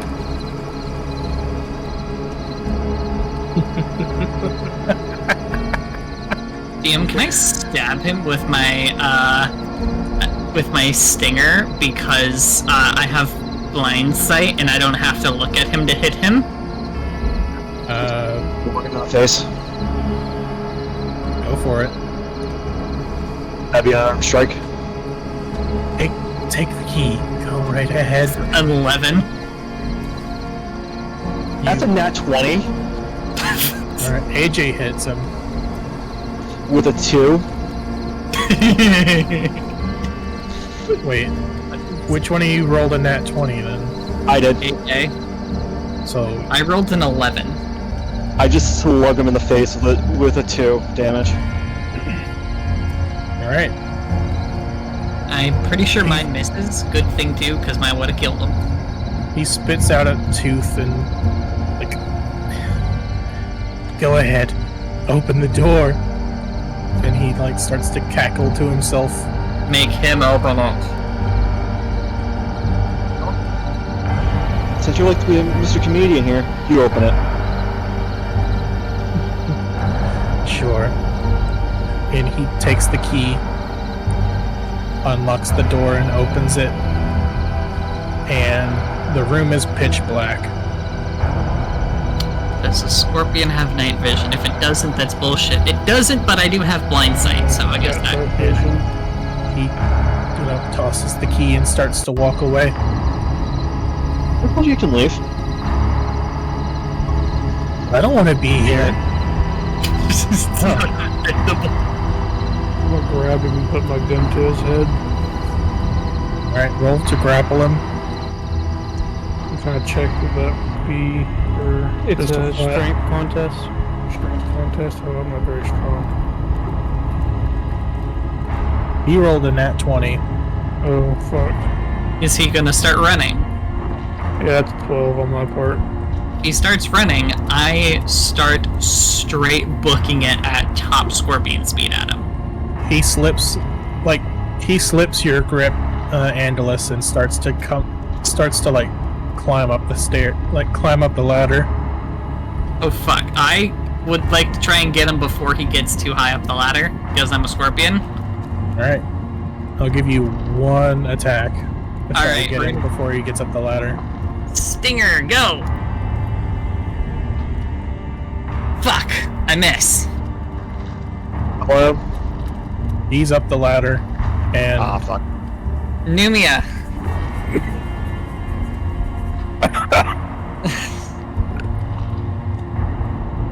Can I drop out of scorpion form and have Numia touch him? go for it. Okay. So I'm gonna drop out of scorpion wild shape so I can cast a spell. Numia's gonna fly up and touch this man's, and we all know what happens when Numia touches man's. Okay. Go ahead and have Numia That's a roll. fucking 23. That hits. Cool. That. He takes 25 necrotic damage. So he managed to get up to the top and start to leave the building, but then immediately as he leaves, gets touched and turns into a raisin. It's only to clear out the area. I would like to sidestep to the left so it doesn't fall on top of me. So the room ahead of you is unlocked, the door is open, and the stench of blood and gore through this door is horrific. Oh geez, that's worse than what I just did. Anyone with dark vision can actually see into the room. There are body parts, just guts, blood everywhere, there's like a partially flayed human pinned to the wall. Jesus. Are they lying to the room so I don't have to touch any of it? There's armor. I need some armor. It is. I forget what kind of armor does Fezzle have? I have chain or plate mail, I guess you could say. You metal. It's plate mail armor. It carries the same crest as Fezzle's armor. Bezel, I got armor that looks just like your armor. No. I look around. There. Oh, yeah. And then the cornucopia is actually like in the far corner, and your eyes just barely make out next to the cornucopia is an 8-foot tall black iron set of armor.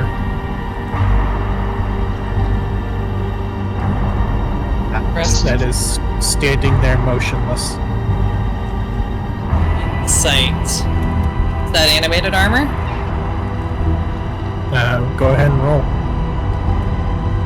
That is a 26. It doesn't seem to be animated, but is motionless. Okay. Do I feel like Numia is strong enough to carry the cornucopia? No. Alright, I'm gonna fly over, grab the cornucopia, and try and book it in case the armor does anything sus. Okay. So I'm gonna have you.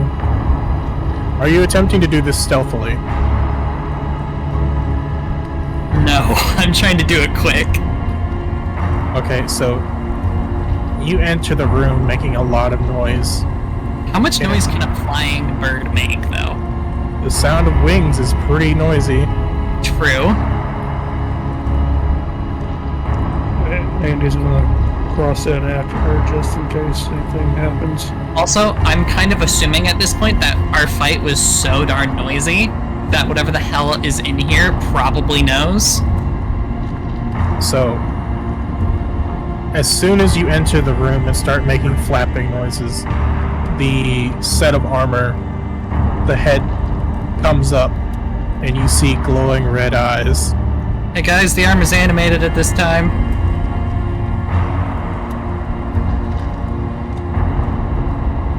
And we are going to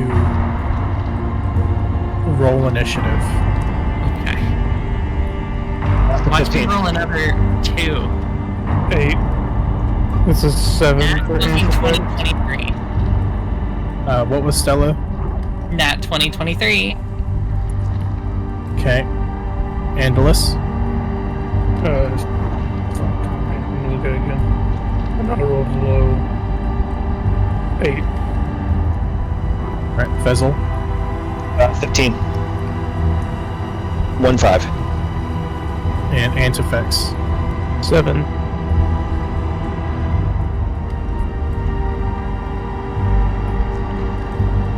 And go ahead and roll another initiative, Casey. That's a 23. We're tied. My dex is 16. My dex is 11. I guess So I go first. I'm just gonna bump Stella up to a 24 then. That makes sense. Alright. First up is Stella. Yep, so, would I be off base to, presume that the armor is made of metal? Yes. It is made Heat of metal. 4th level heat metal. Alright. I'm a druid that's prepped at all times. Okay, let's roll that I'm gonna need damage. the armor to make it. Or no. I don't think the armor can make a saving throw at this point. No. Yeah. That's 30 fucking damage. Okay. And I'm gonna just chill at the far side of the room, laughing hysterically. 1 second. Let me. Yeah, this thing's gonna take that damage constantly because it can't stop being made of metal. So for the next midden, it's fucked. The armor casts counterspell. Fuck. Yeah, that makes sense. So it doesn't take 30 damage.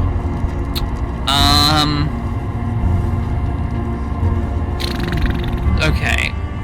Question. If my action spell is counterspelled, can I then cast a bonus action spell? No. Okay. Basically, you cast the spell, but it is fizzled. Okay. Fizzled, not fizzled, dudes. Alright, Next is the armor. yeah. The armor is going to look around and I'm on the other side of the Let's room see. from it. does this have a verbal component?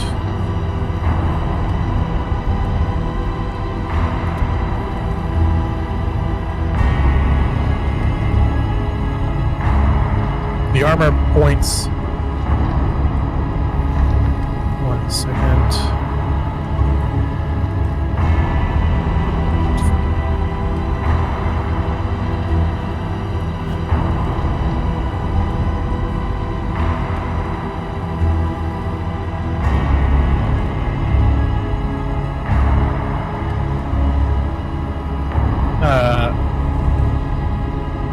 So Stella is going to have to make a charisma saving throw.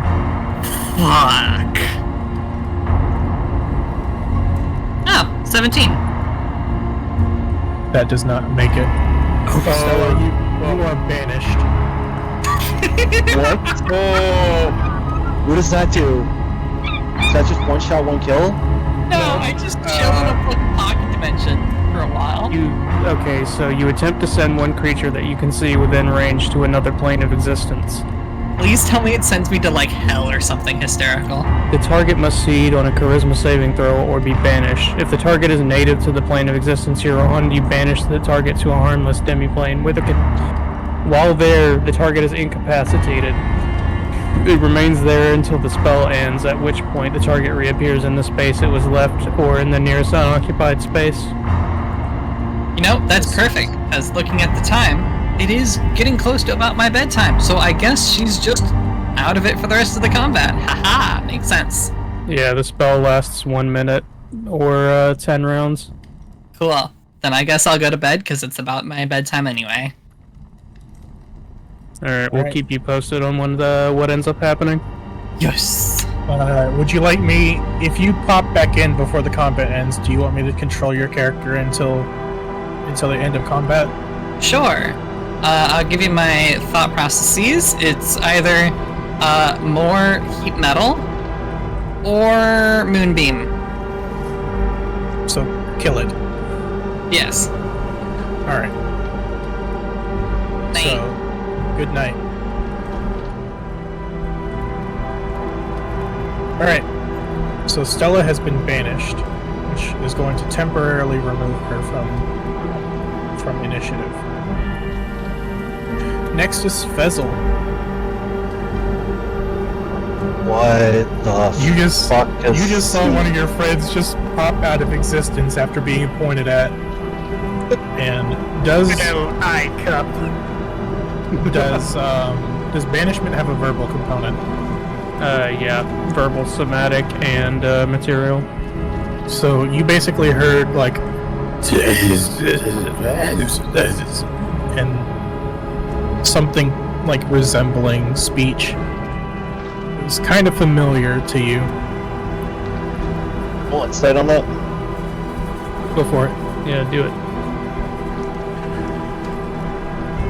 16. kind of sounds like Diz.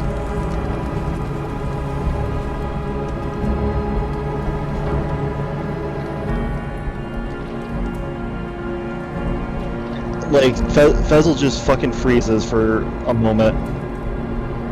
What did they do to you, brother? And fucking Christ.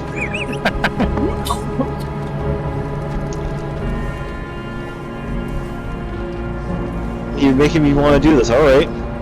I cast Divine Favor again. Alright.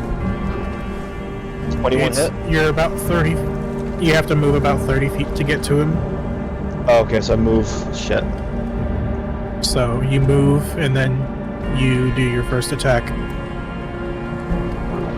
That's a 21 hit. He's going to cast Shield.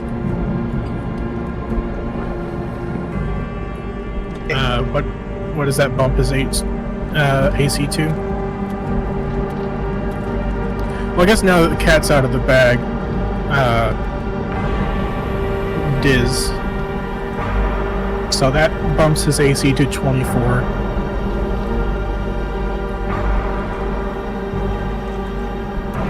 What was your attack?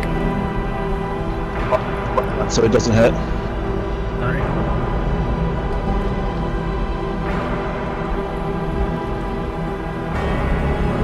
It's Diz. Okay, so as he calls that out, I'm going to let everyone roll an investigation. I'm going to go ahead and do it for Stella as well. 16. Well, Stella is not in the room. Stella 16. is in another fucking plane of existence. Investigation. Yeah. I got a 16 investigation. 18. You in a workbench next to where the armor is, there is a pile of body parts, gray skin,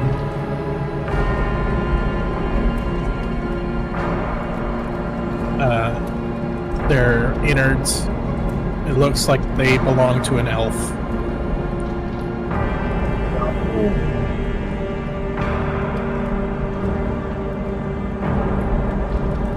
There is a stack of papers on the workbench as well.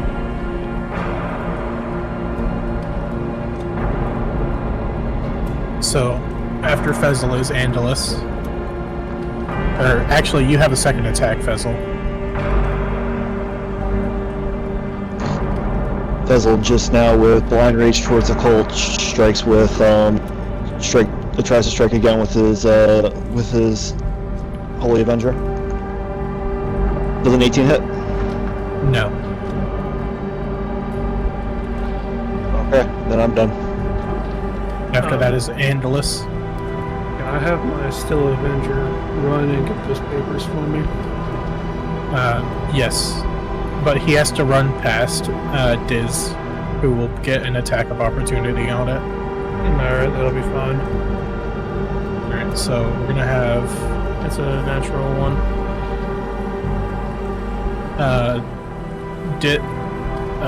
the armor drops the warhammer that it's carrying. Alright, what do the papers say? Go on ahead and put the document into D&D General. I'm gonna have to grab it real quick. I can go on ahead and put it in there.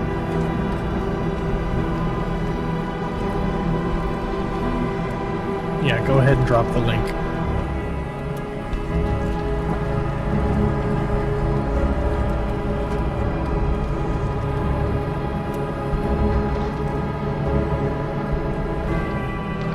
I guess if you gotta pee, now's the time. Yeah, because Delbert's gonna have to read that.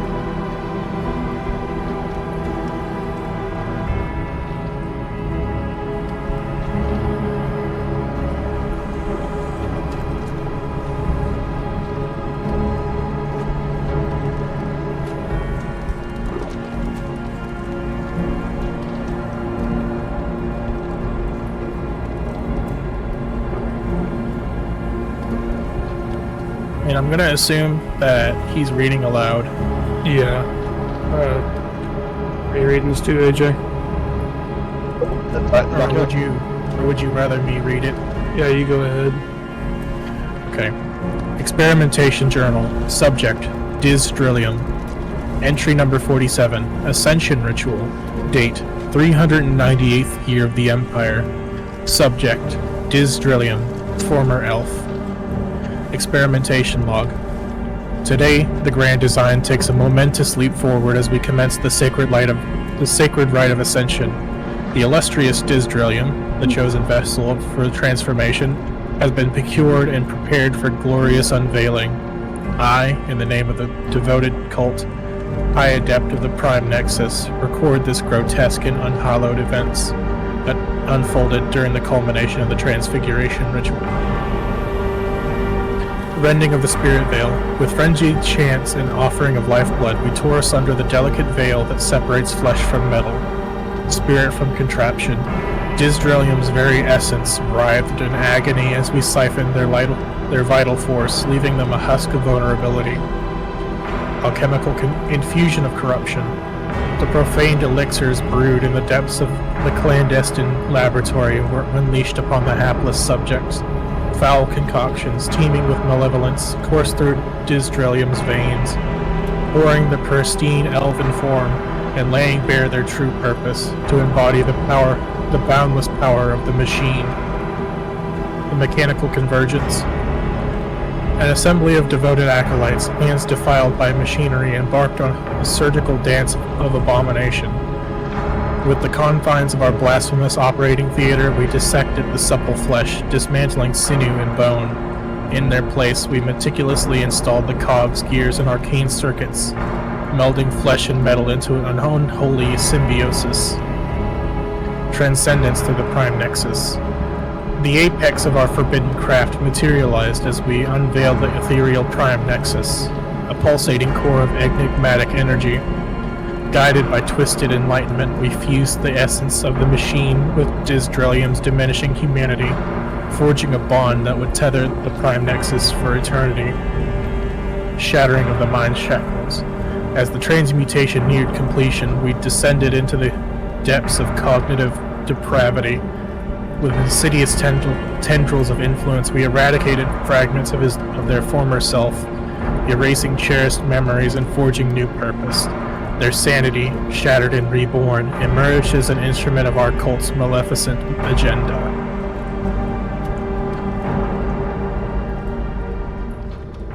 It's a generous read for 6 seconds, but this is what you would read. A generous read for 6 seconds. I guess I'm going to kind of back away a little bit. And Diz, are you still in there? Kind of call out to him and see what kind of response I get. I'm gonna have Diz roll. What would I have him roll? Wisdom saving throw, maybe? Wisdom, yeah. Do you want to check or a saving throw? Check. How is Antifex reacting to this? 19 plus 3, 22. Okay, so a little bit of like recognition as crosses the face for a second, but he continues on his path. Guess I'm just going to shoot at him. Just my regular pit with my pistols. That's a nat 20. Yeah, even with the 27, it beats armor class. Yeah, that hits. 14 damage. Okay. Second shot. Alright, I'll take that 14. That misses.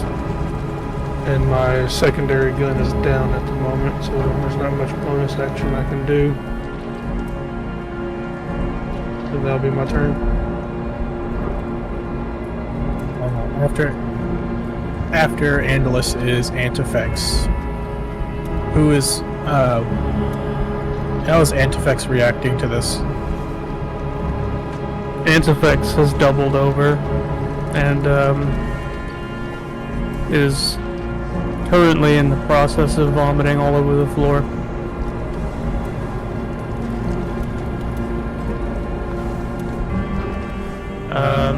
I'll make a wisdom saving throw for Andalus.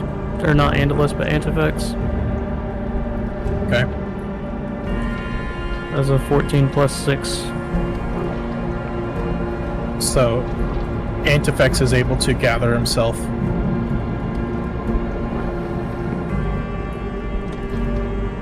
At this point, Antifex doesn't really know what to do. So he casts the message cantrip and tries to send Diz a message asking him if he's still in there or if there's any part of him left. Okay, so we're gonna have Antifex roll a persuasion. And then, if that succeeds, we're gonna have Diz roll. 14 plus 9, 23. Okay, so we're gonna have Diz roll another wisdom check. Is a 3 plus 3, 6. Okay. Antifex doesn't get a response.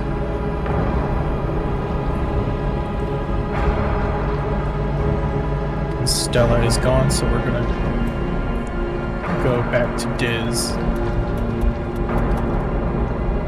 The armor spends half of its movement picking its warhammer back up. And is going to cast a 3rd level false life.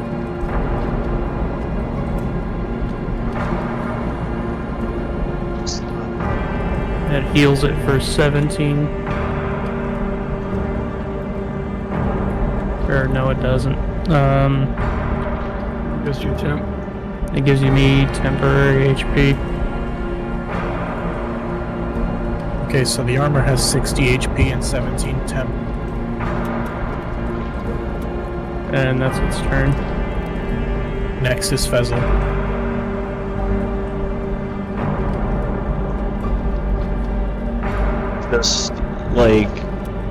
Just beside himself after hearing that whole note. But he knows that this is not the fate that Desdrillion would want to have for himself. So he takes a long breath and just steals his resolve. And once again tries to attack with his longsword. Okay. 16, does that hit or no? 16 misses. Shit. 15 misses as well for the unarmed strike. Yep. And then 24. That hits. That's a natural 20 plus 4. Natural 20 plus 4, that's gonna crit. That's 14 damage, plus I still have, You get to double the divine favor.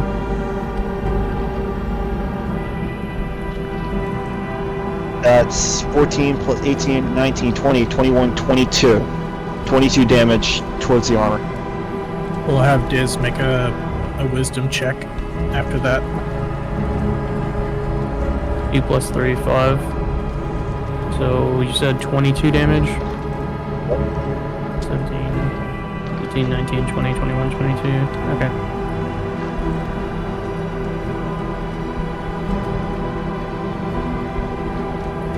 After that is Andalus. Andy is going to call back to Diz. Like, come on, man. Remember we rode the train together.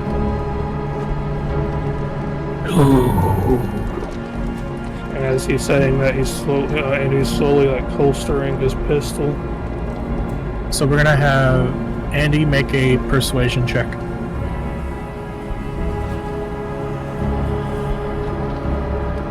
That's 5. I don't think that's gonna do it, bud. No. Antifex's turn.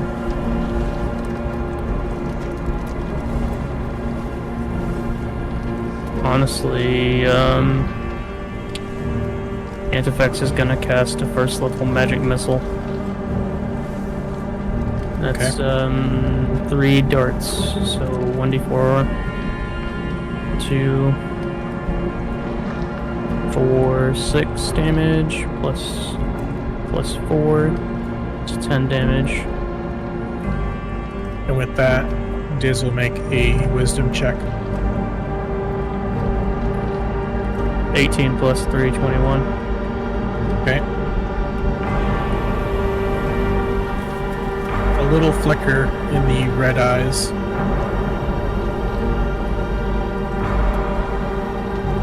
It's kind of hard separating Antifex's spells from Diz's. Yeah.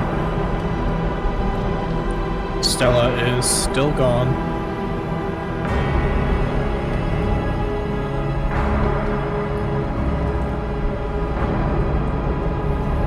After which is Diz. The armor is going to lurch forward towards Vezelcrux and cast Vampiric Touch. Okay. That is a natural 1 plus 11 for 12. Yes. That misses. Okay. After that is Fezzle.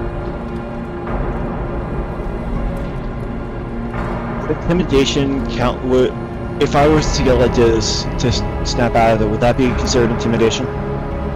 Either intimidation or persuasion. I'm gonna go with intimidation. I'm gonna go with intimidation.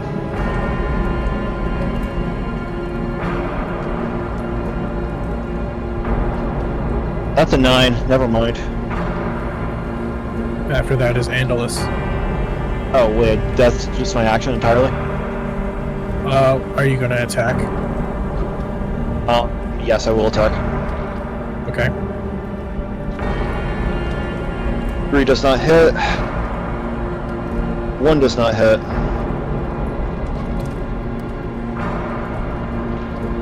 Okay, I did my attacks. Alright. Next is Andalus. Andy is going to slowly approach Diz with his hand out. Like we're supposed to be fighting these guys. Don't you remember? The cult. Vezelcrux just got an idea. What is He's Andalus trying to do? trying to persuade him again. Okay.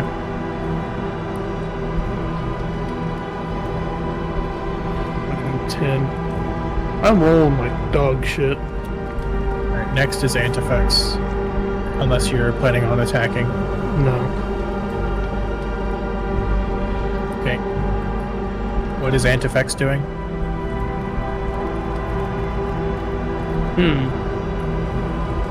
It's a good question, actually.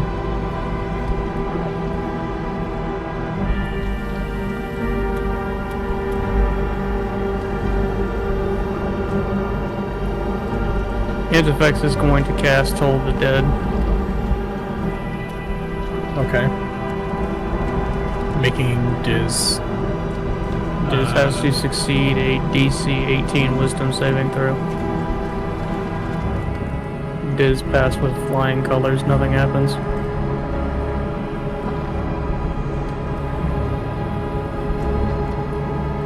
Oh, was that a check? That was supposed to be a saving throw. Hold on. Yeah.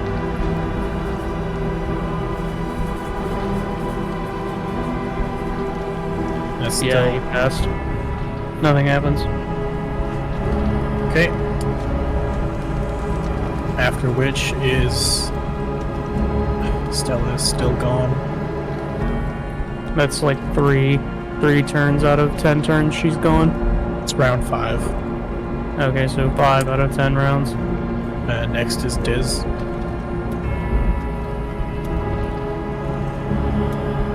The armor turns its head to face Andalus, points at it and casts Banishment. Make a DC 18 Charisma saving throw. Let's do to that. Okay. So, as it casts Banishment, let's see. Banishment. It is not a concentration spell. Yes, it is. Oh yeah, it is. Okay, never mind. He doesn't do that then. I'm not gonna trade a character. I'm not gonna trade a player that's here for a player that's not here. Well, if that's the case, then the armor is going to once again cast Vampiric Touch on Fezzle at 4th level. And a 13 doesn't hit, so nothing happens. Jesus Christ, why do I roll like dog shit on all my high level spells? Next is Fezzle. Oh, he's like in touching range of me, right? Yeah. Yes. Vampiric Touch is a touch range spell. Yeah, well, no shit, my bad. I have a question for you. Mm-hmm. Can I use my Emperor Given Purity Seal to try and see about how fight the armor? I will let you roll a religion.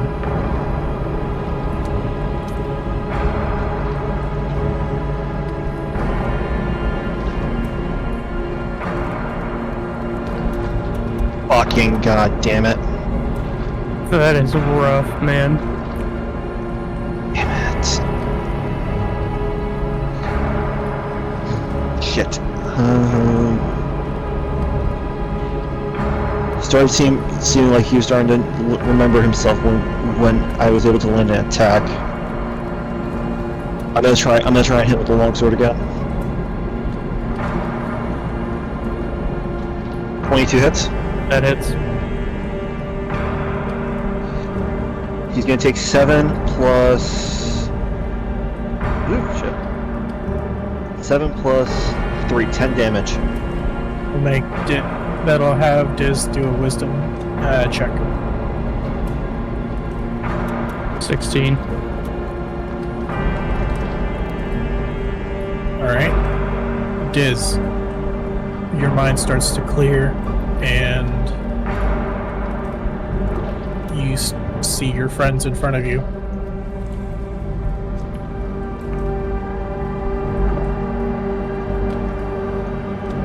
The red in your eyes begins to turn into a white.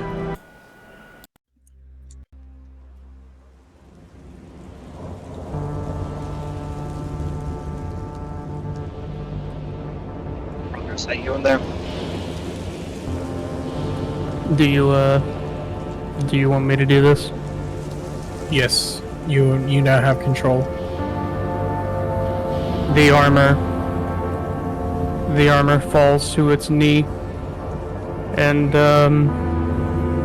a compartment on the chest of the armor opens up, showing a hole that is about the size of a speaking stone.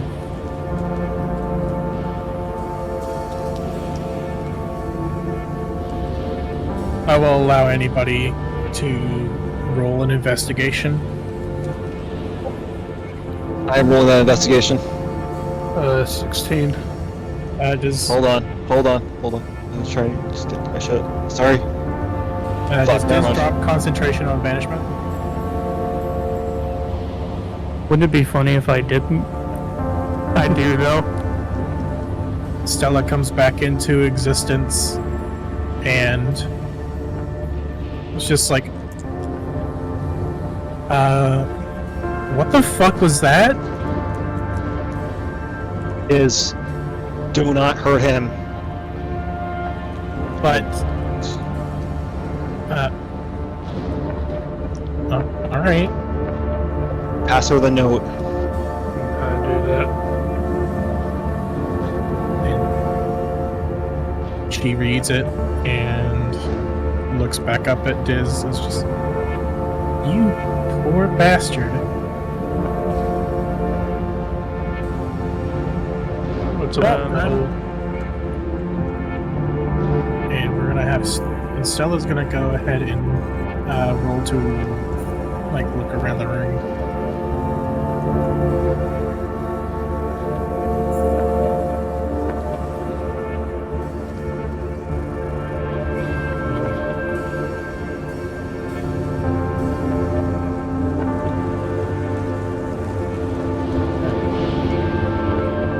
Stella doesn't find shit. Let's get through. What was your roll? Oh shit. My first roll. 11. Okay, so Fezzel's kind of just groping around in the dark and like squishes his hand in a bucket of like body parts. That's But Andalus is actually able to like look around properly and sees a small box, and when he opens it he finds a small circular stone. It is now. See if that's what he's missing. And like a magnet it just blinks in. Are you alright? There. After a few seconds, the stone starts to rotate, and a few locks on the armor start to come apart, and you hear faintly and very weakly, helmet lift. I left the helmet. This is what you see.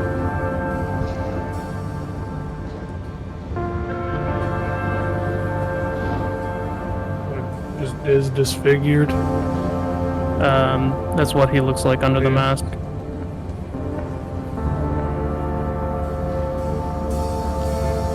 Brother, what'd they do to you? You were right behind me with that when I was with Stella. What happened? Kidnap.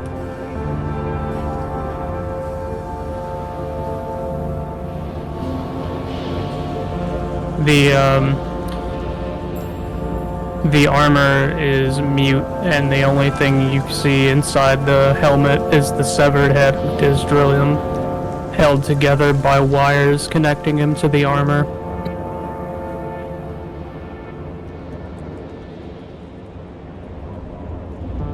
At this point, Antifex breaks down.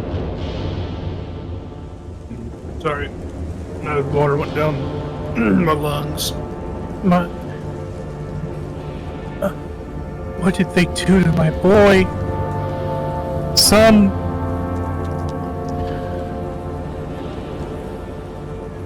My son, I'm sorry. I wasn't there. And Antifex hugs around the waist of this large centaur.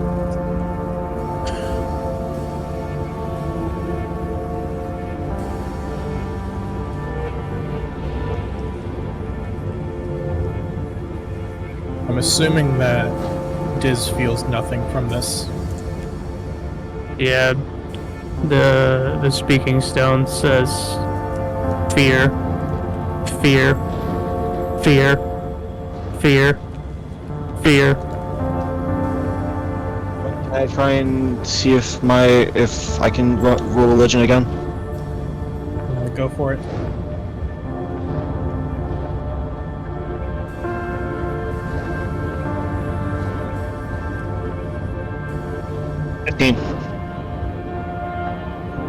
With a 15, what are you looking for?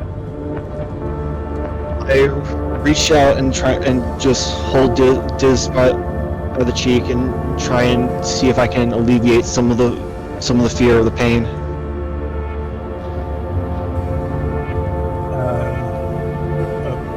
A slightly golden glow is in your hand as you touch Diz Drillium's cheek. The flesh is cold to your touch. So I'm still holding back tears, just seeing what they did to his friend. Seems that the only thing that is intact is his mind, and even that is barely hanging on.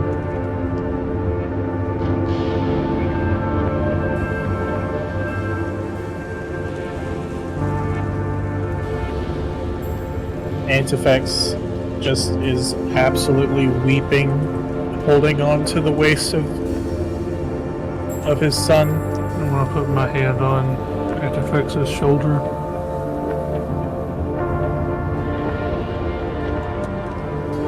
Let's get him home. The Speaking Stone says, no. Why not? Fear. Fear of what? Evil. There's something evil in the town? Fear. Me. Evil.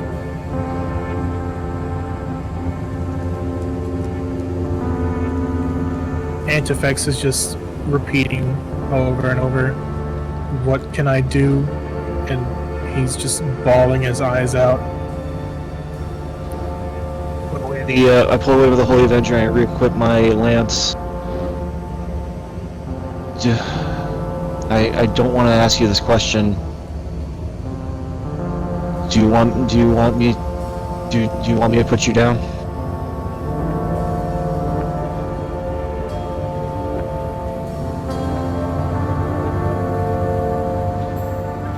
The Speaking Stone falls silent. And Antefex is, "You will not. You will not. We will fix this. We have to. He's still here." Fezzel turns to him and says, "How the fuck do you fix this? I don't know. One But person here that I treated as close to as much to a brother as I could is now just a head inside of a machine. this is Why my don't you son. want me- The son that you got back to only a few days ago. I've known this man for most of my life. This is my flesh and blood. And we will not bring any more harm to him." And you see, like, just streams of tears, like, down his face. How about we bring him back to my work area? He's mostly machine right now. I know that sounds bad to say. Most machine, but you heard him. He doesn't. He fears that he's going to hurt others. He says he's evil now. I can cast Arcane Lock on my shop. I don't think he'll be up. Well, there's a problem. He could probably get out of that. The Speaking Stone says, hide.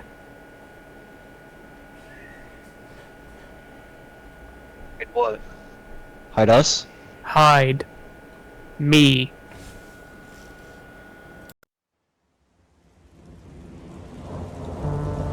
We can't just leave him here because this is a cult hideout. They'll probably be back. Cult. Hold on. Kill. Me. Hide. Me. Please. Please. Please. Would you feel comfortable set up in my work area? Agree. Alright, we'll see what we can do there. I'll see if my dad can help. He's pretty smart. 1 second. Let me see. Okay, what I can do. Can I investigate the rooms some more? I remember you mentioning something about a crest.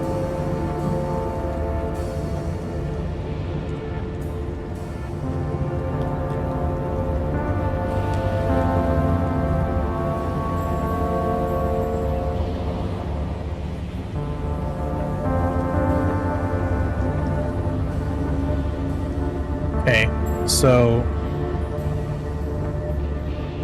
the way seems like fairly open now.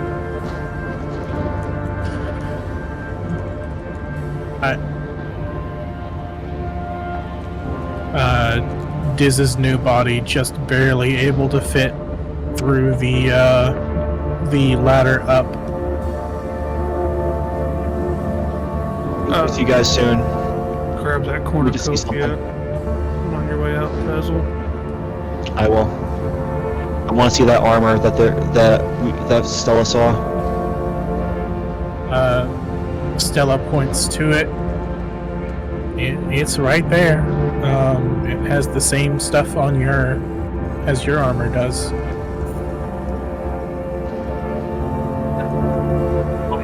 Roll investigation. Go for it. For fuck's sake, it's a 4. Stella is going to help you, so roll with advantage. 18. This is Kaelus's crest on the armor.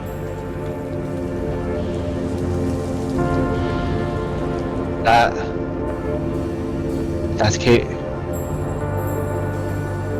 We fought the prototype in Fort Anvil.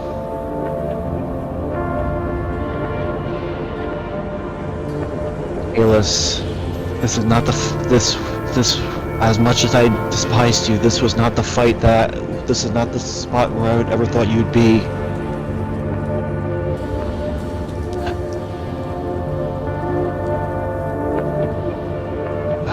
I'll go get the cornucopia. We'll sneak back. We'll go through the back way in town. Maybe nobody will spot us there.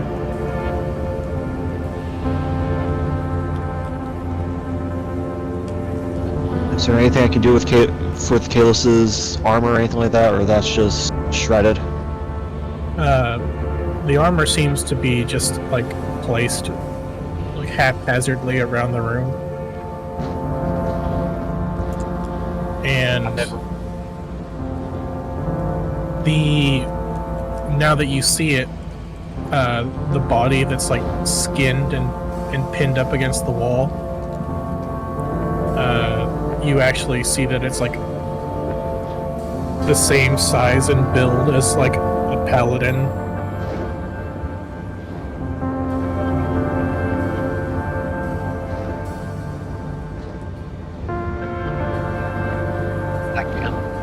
That, But that's also Kaelus right there. Or no? there's no one in the armor. You just see the armor on the ground. No, the skinned armor, the skinned man. The skinned man, like he looks like he is a paladin of some sort. Do you want me to roll on that investigation as well, or no? I'll just give it to you. Like Okay. you just see like this guy is like nailed to the wall and like his skin has been flayed and pinned.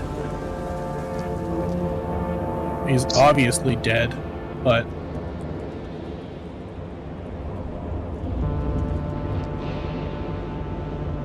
there's like not much that you could do for him other than just sending in the town guard to like clean everything up. We're going to need to get the town guard here. You can reasonably assume that because of the festival, you wouldn't have a problem sneaking anyone around. Alright. Yeah, you can tell, like, by the looks of it, that a few of the bodies are, like, followers of Kaelus.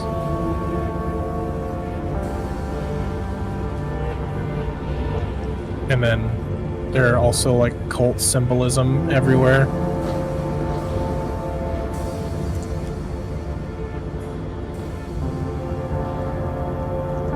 And so yeah, you guys managed to, you know, get out.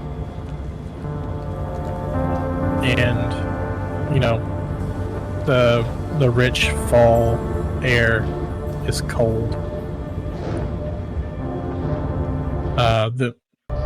The original like environment, like the ice coldness of the air is no longer there. It's just a regular like fall night now.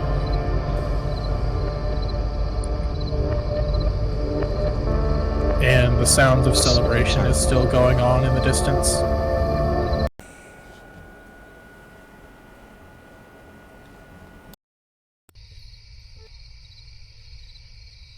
Still very far out of town, right?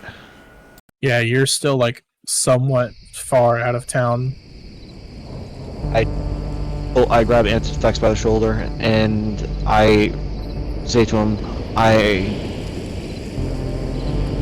know you must think that I am one of the worst people right now for offering your son a death. I'm really sorry.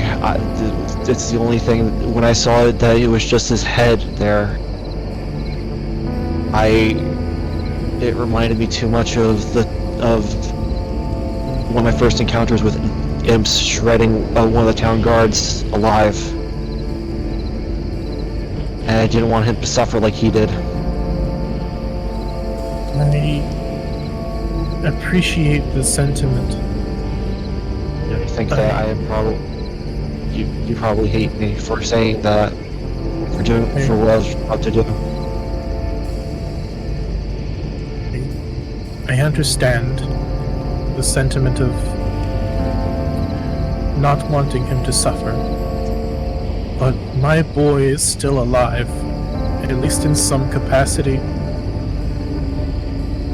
Yes, And he is. the things that I have seen as a member of the Unseelie Court,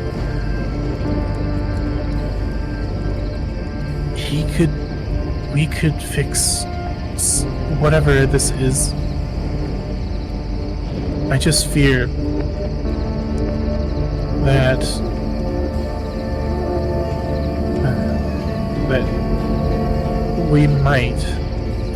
it might be a while before we could do anything, and I know that my wife, his mother, would never forgive any of us if we just ended his life like this. Point. You have a point. We need to fix this. We're gonna try. I'm gonna talk to my dad, see if he can help with anything.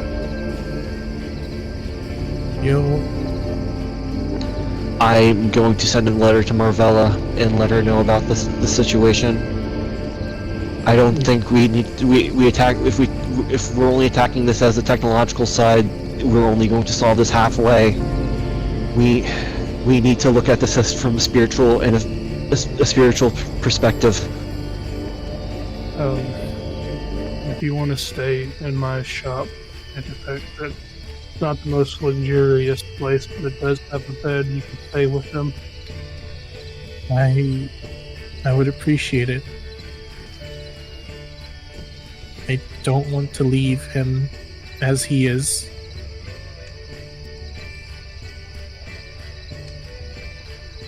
And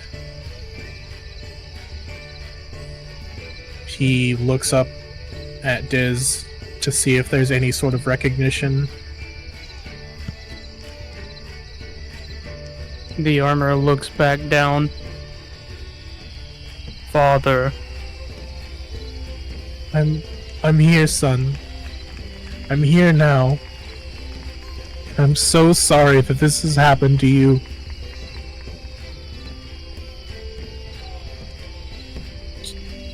Could you ever forgive me for not being there?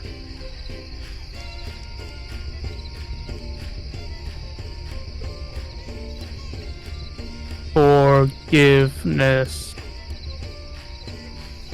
Antifex begins to sob. The armor extends its very large hand and places it upon Antifex's shoulder.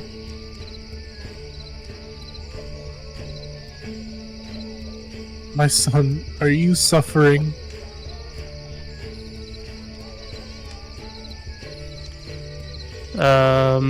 Let's see.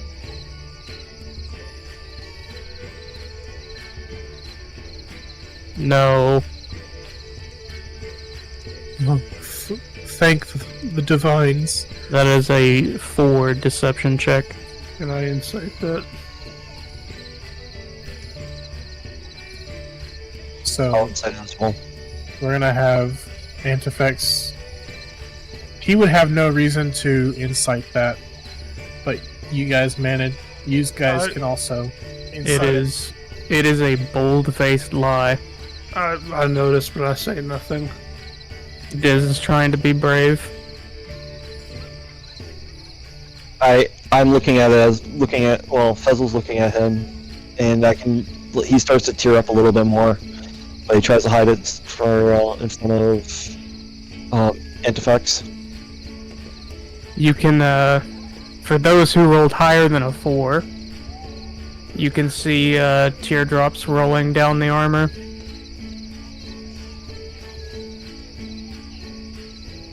and From inside the helmet down the breastplate. Antifex follows Andalus with Diz. Alright. Oh, And go ahead. Stella just sort of,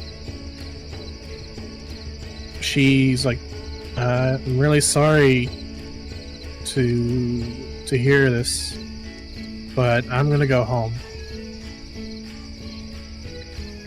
And she flies off.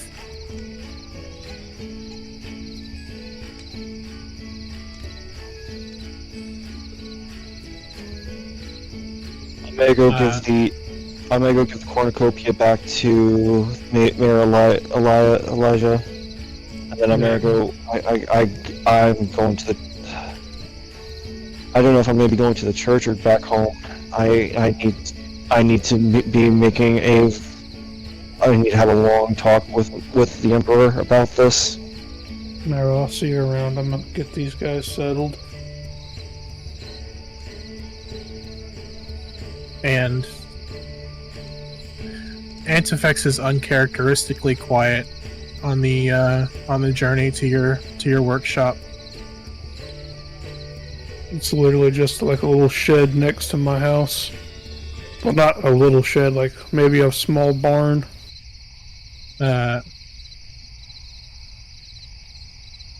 Diz is now like 8 foot tall and made of solid like iron.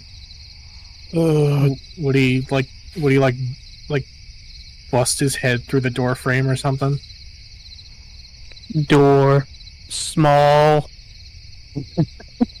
You know, just go ahead and walk through it. I'll fix it later. I'm pretty sure. Am I taller than the building? I said small barn, so I think there's like at least some bigger doors on it. So it's like the largest door is like just tall enough to fit Diz through it. If I fold the helmet back, I'll probably be able to fit through the door without breaking anything. And just clang, clang, clang on like the concrete floor. Alright, oh, here it is. And Don't mind the mess.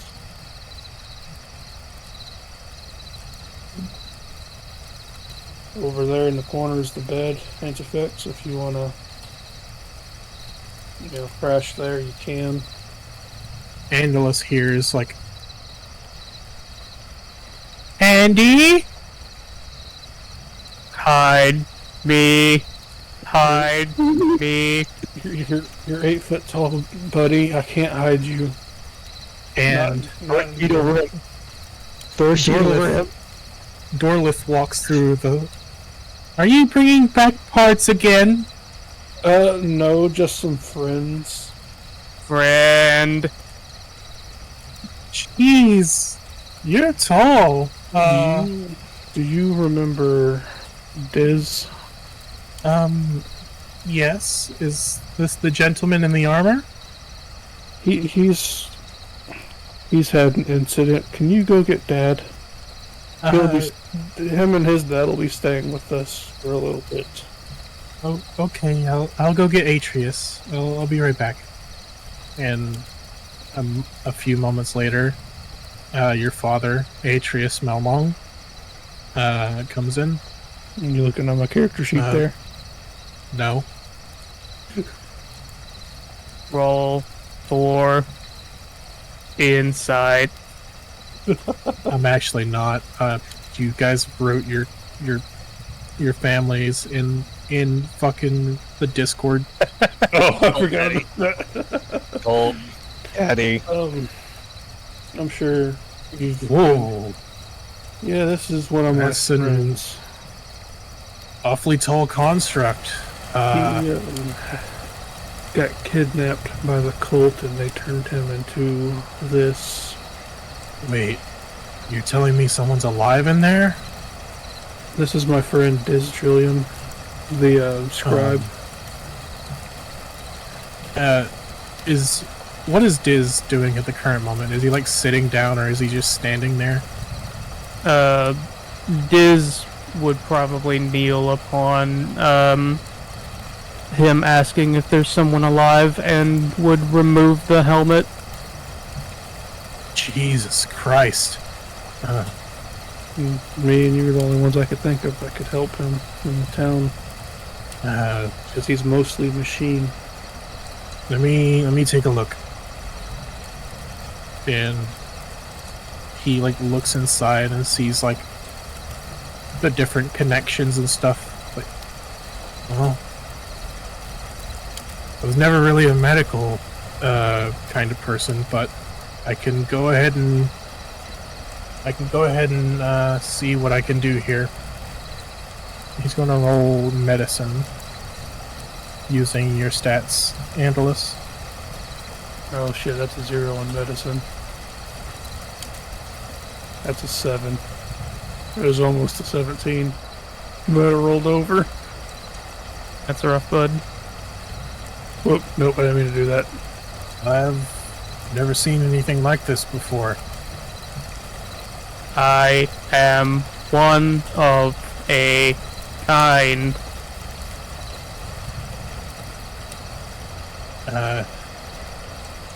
I have half a mind here. If you disconnect any of these, it might mean the end of your friend. Do not.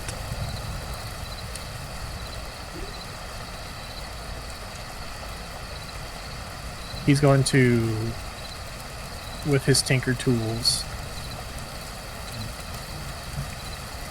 roll and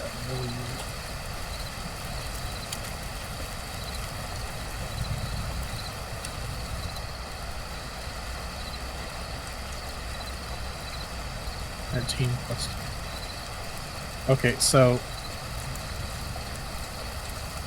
he's able to slightly adjust a little bit of like what it is, and you know, it wouldn't be very apparent to anyone else, but to Diz, some of the pain is alleviated, and a few of your memories are able to be accessed again.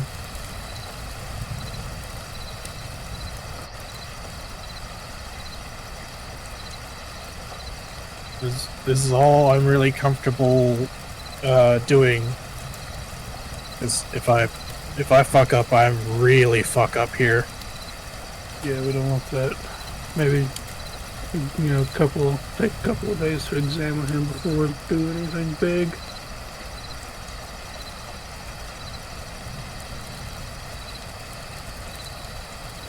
Well,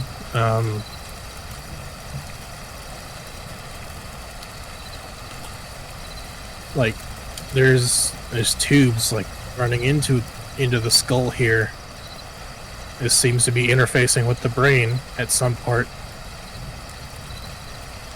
Inhibit speech. Yeah, we're gonna have to do something about his speech where he can make full sentences at least. Well, I can see right here that this is a speaking stone that you guys found. Rock. Maybe I Talk. yes, a rocky talkie, if you will. Celebration. Could I have that? No. I just want it for a little bit. Okay.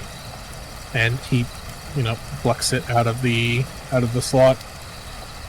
The armor immediately locks back up.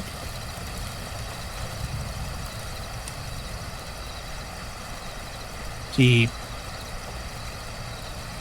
examines it. Oh, here's where they went wrong. This is script right here needs to be this. A couple of the characters are inscribed wrong here, Oh, so let's have sloppy handwriting. basically. No. And he's going to let's see what is the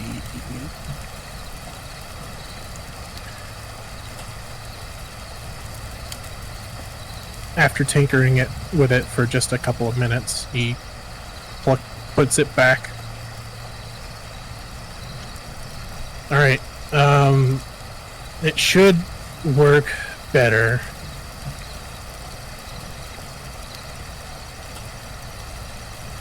Big guy, you still with us?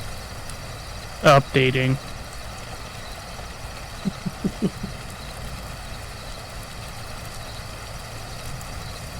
Confirmed. Software update 9010 installed.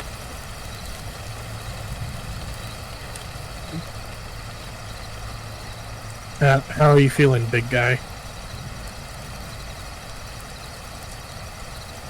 Pain. No, I don't think it'll work. Well, it should be able to pick up. Hit points low. Oh, okay. I'm gonna cast second level cure wounds on him. That's 12 hit points.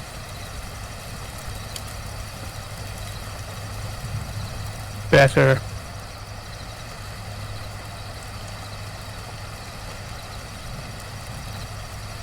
Pain subsides.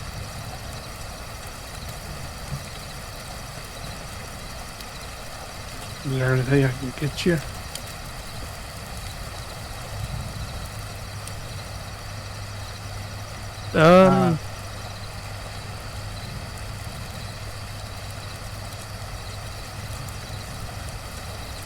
I don't think there is anything that you can get him.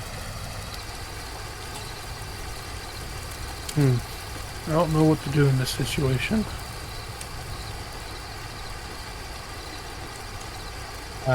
Antifex is like trying to push a few beds together to and is like trying to set up a little sleeping area next to Diz.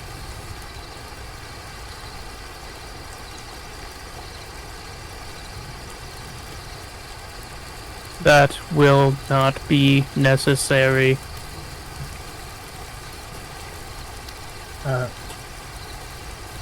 Sounds like he's following sentences better.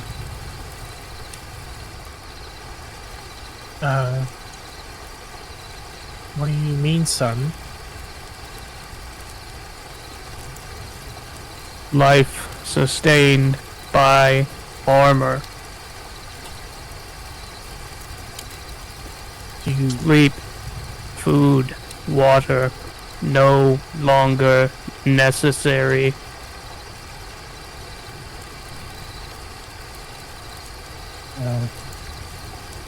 Well, you know, I'm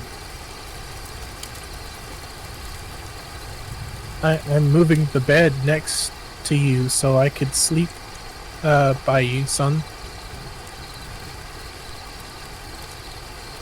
Your terms are acceptable. And Father, yes, son?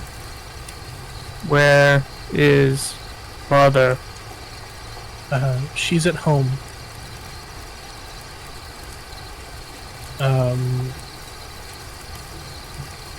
Do you want me to go get her?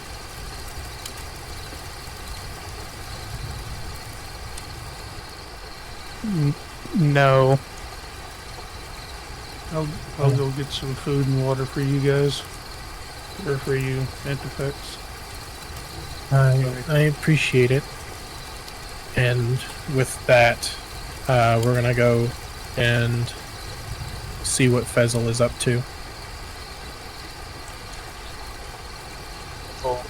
Is visibly distraught. He never knew such a devastating, corrupting force of magic like that before. Do you want to take place? Do you want to place him right before or after he gives the golden cornucopia to the mayor? We'll go ahead and play out the scene. So you're headed into the town square with the golden cornucopia, which is fairly heavy.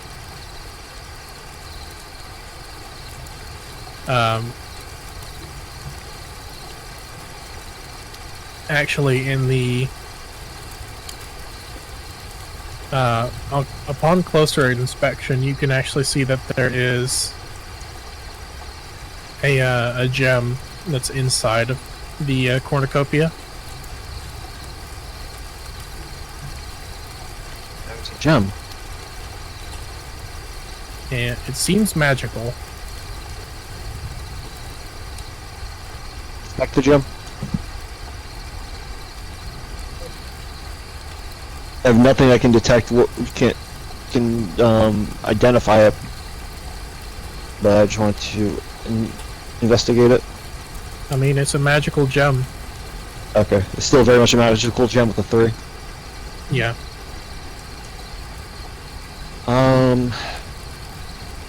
I never been up close to this before. I don't know if this belongs here. I'm gonna go talk to the mayor about this. And Eliza is standing around worried in the town square as the celebration is taking place. Eliza, can I get some help with this? Oh, yeah, sure. And she points to a couple of the town guard who help you place the cornucopia back on the pedestal. That gem in the cornucopia, has that always been there? Oh, it's been there for generations. It says that it helps with the harvest. I'm gonna leave it. Then I guess taking it to get inspected would not be sufficient. Would not need to be That's companion. not necessary. No. Thank you for- There's a weird, and she pulls a piece of paper out of the cornucopia. This hasn't been here.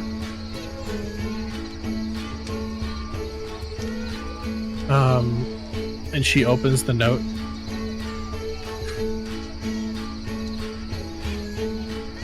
And her skin goes pale as she's reading it. So what is it? If this is right, then They were planning on using that gem for a very nefarious ritual. Something about rending a soul from its body? Gem.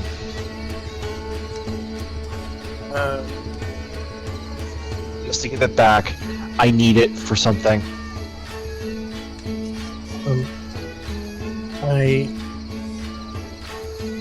Okay. Fezzle composed himself and says, I need to speak to you in private, and it needs to not get beyond between you and I. So in the meantime, send a small group of guards to the old abandoned mill. They're going to find a lot of evidence there. Okay. I'll have a detachment dispatched at once. We can speak privately in the capital. And how close are we to my house? it's probably like maybe a 5-minute walk. Closer or further away? Y'all are at the middle of the town square, so it's like y'all are right outside of the Capitol building. Office. Let's go now. Okay. She, understandingly is like a bit perturbed, but walks with you.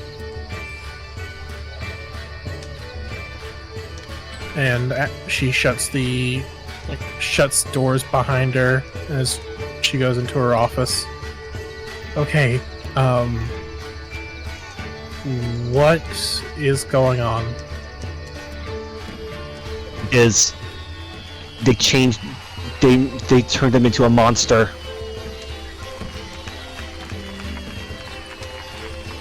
What do you mean, monster? I mean a giant 8-foot metal machine. We managed to get his mind back into what I assume is the proper order, but he's beyond what you last seen him.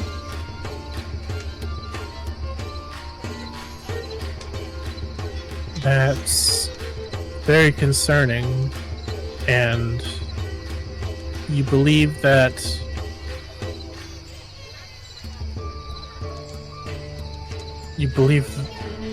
this had something to do with the gem?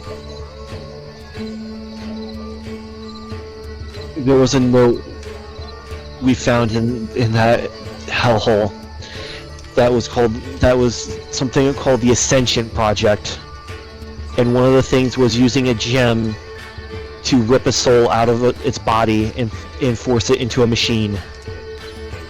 I need that gem.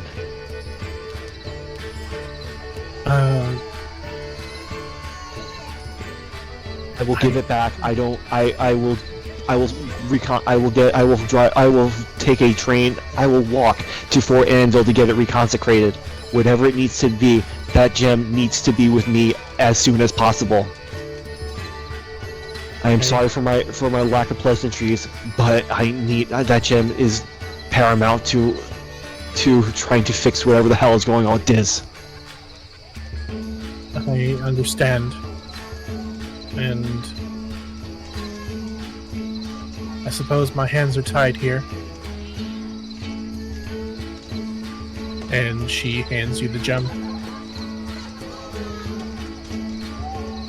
Thank you.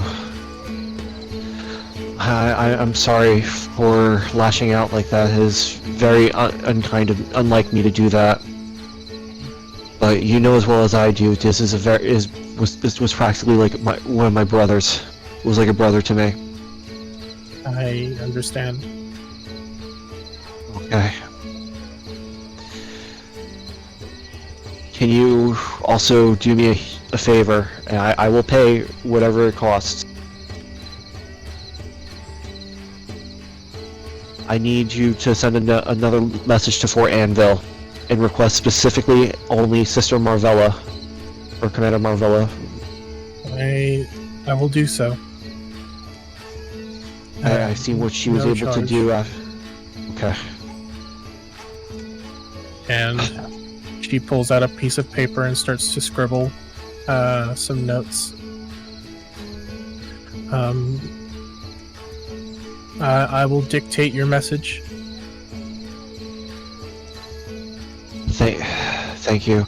Once again, I apologize for how I acted towards you. That should never happen again.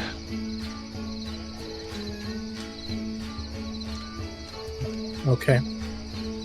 And she takes down your message, and with a little bit of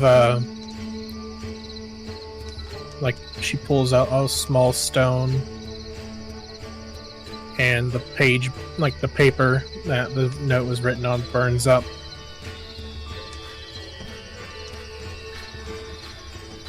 And then moments later, a new piece of paper materializes on the desk. I'm gonna go ahead.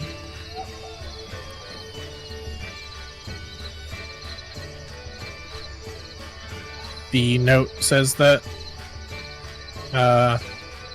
this news is very troubling.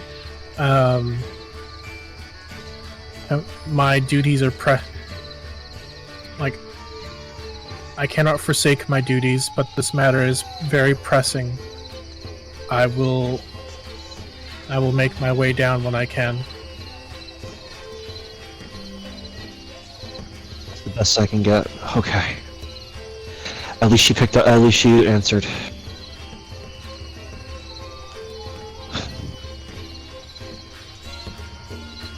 It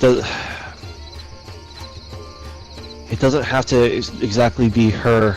Would Sidel would the High Priest be able to move, or would he be tied up with his duties as well? Well, we got word that there was an attempted coup at one point that you guys were involved with, so there's probably a lot of things going on at Fort Anvil right now. Yeah, point. And I know Sister Alicia, one of the brides of the Emperor, is busy dealing with something in Wolfhaven. I guess the only person here that the only person here that could worry about Dizisol would be mine. Would be me. We will figure something out. For now, we're going to have the situation at the mill handled. There will be an investigation. Would you be willing to submit for questioning? Yes. And your party? I believe they would be honorable enough to speak on my behalf that my story rings true. Okay. You go get some rest now, Fezzel. I've never seen you this shook up. Ma'am, I'm not going to be able to rest for a long time. Fezzel saying that, practically choking on the words. You said that you were able to get Diz in his right mind. Where is he right now? I don't know. I know where he is, but I don't know if they want to bring the whole town to him. He sees himself as a monster. Evil, matter of fact. I can't speak to any experience that I have, but I would assume that that would be the case. You little bitch. What? Fuck, goddamn, Why would dude, you I'm say bored. such a thing? I'm pouring my fucking heart out here. No, just. Did you hear the meow of a little bitch No. that decided to claw my leg? No, but I heard you, you little bitch. Sophia, get the fuck out of here. But no, yeah, just get you some rest, Fezzle. You need it. If what you're saying is really true, then there's a lot of work to be done. I'm going to the. I'm gonna go to the church. Well, first I'm gonna go drop this stone off, and then I'm on a very long prayer Okay. or a when we- meditation almost. When we need you, we will send for you. Please do. I'll be in the church in town. I'm not going far. Okay. And with that, Fezzle, I guess, goes to Andalus's place. Yes. Alright. We're gonna cut back. Diz, Andalus, and group are, in the barn getting everything settled. And Fezzle walks in the door. I may have a key to the puzzle here. No, yeah. I present Andy the note and the gem.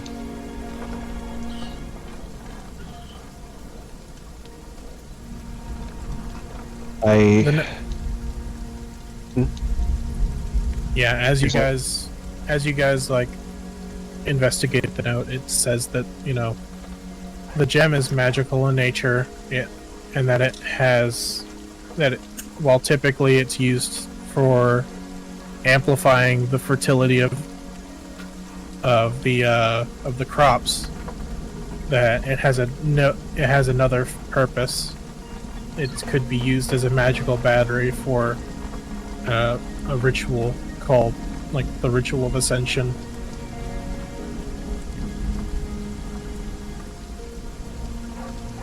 And Andalus, being, like, more attuned to magic in this way, can actually see that the gem has been used. Yeah, they used it for that ritual.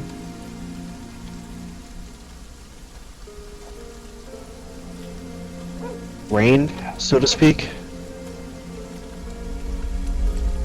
Is there any life left in it for the town?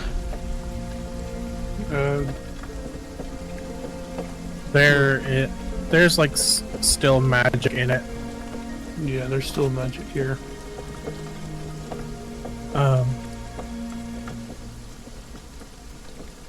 What happened exactly? Antivex says. What? Why How were I got those- the gem? Why were those paladins there? The armor that I saw strewn about the place. That was Kaelus's armor. The other paladins, I have no idea why they were there.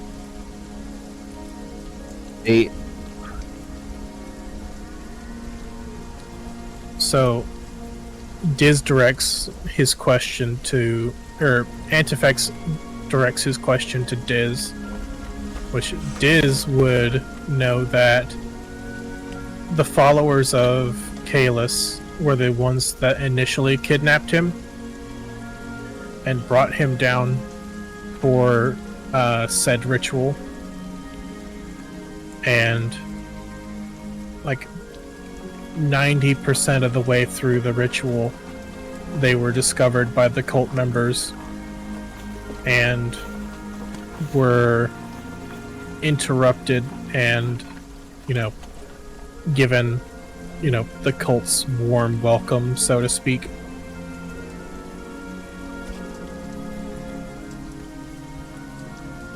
Kaelus has his own. Kaelus still has loyalists. This is something that Diz could relay.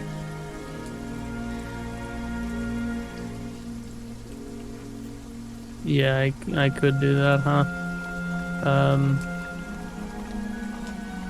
Colt, initially not responsible.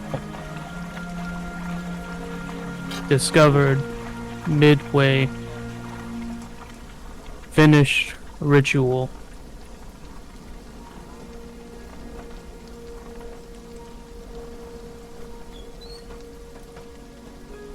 Wait.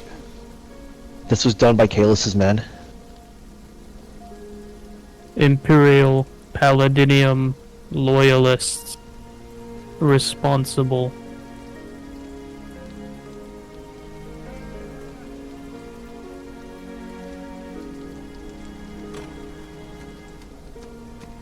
And No. Antifex with he looks at Fezzle for a moment, but then directs his gaze back to his son and is still crying slightly.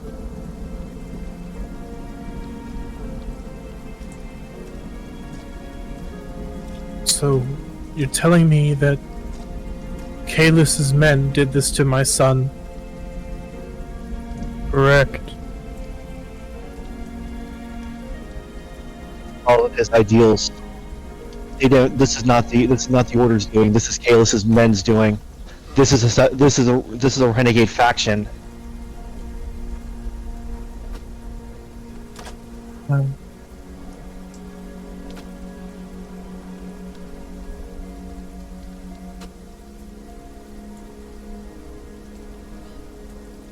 We need to conduct a thorough investigation into this. No stone unturned. I agree. I already had a very long in private, and I cannot stress you this enough. Private chat with the mayor. She was the one that found the note in the cornucopia.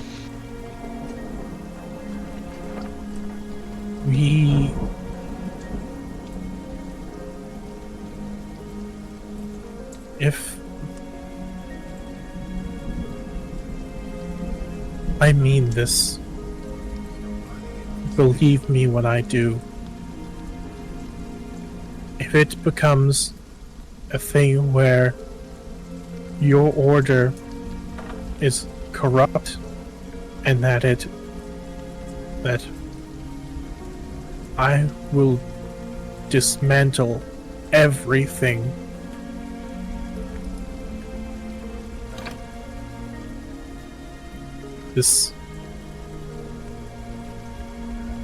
Everything that Kaelus built, I will destroy.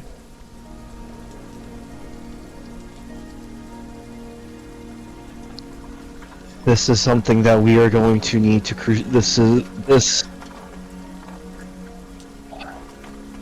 I believe this is what the ancients would call a crusade.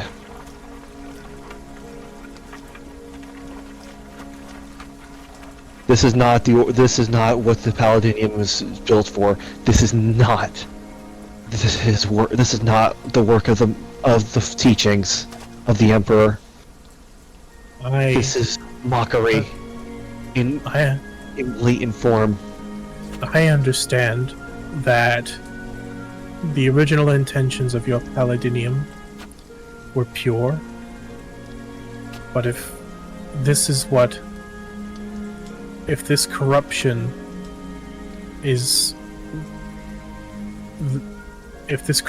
spread as deep as what I suspect it is, then I will be returning to the Feywild as soon as possible to bring down the full weight of the Unseelie Court.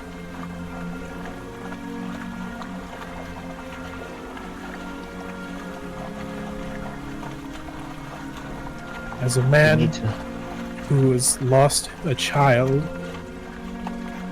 I swear vengeance on anyone responsible. And I understand that wholly. The armor stands. Father, war is wrong. My son, I cannot stand idly by, as they have caused you to suffer as you are.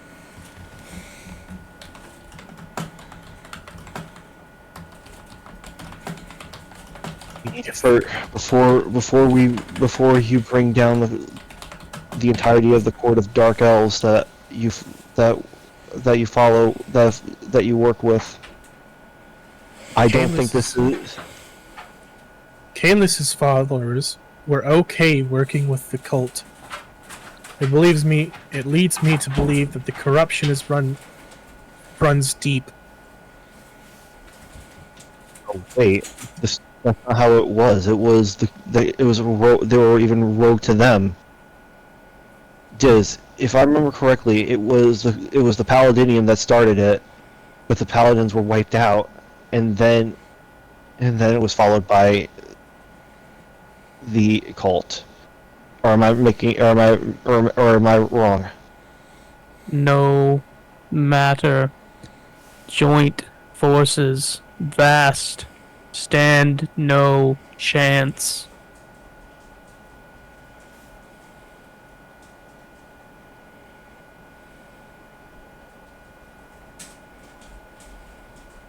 The whole branch. It can't be the whole entire branch. It just can't be. This is just a This is part of them.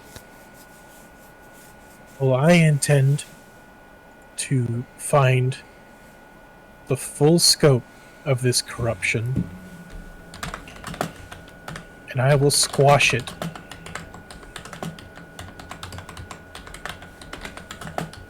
You can see, like, increasingly, like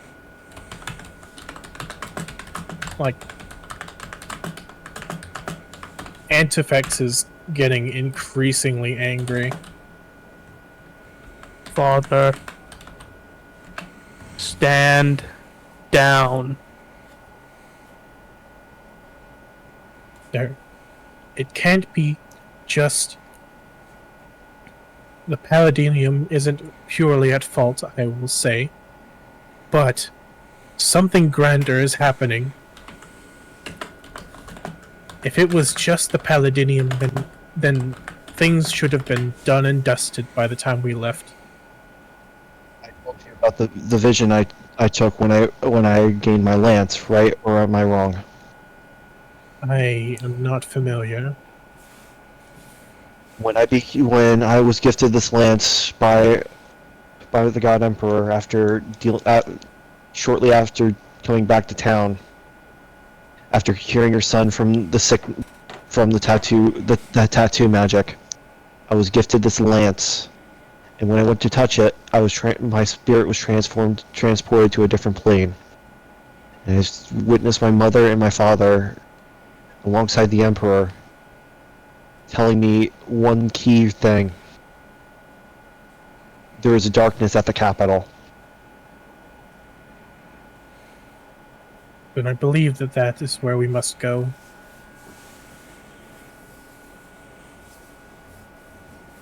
We're just a small party. We are going to need a banner. We are going to need more than just the people that are in this room right now. I apologize. I understand you have. As far as I can tell, I can trust no one from your court or from your order. Until my investigation is complete, every single one is a suspect. I also wish to let everyone know that Mayor would like to speak to every single one of us about what happened in that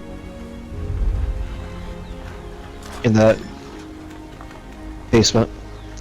I couldn't get the word basement out.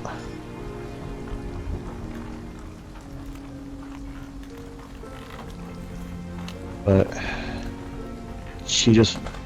I told her that you guys would basically back up my story of what we saw there.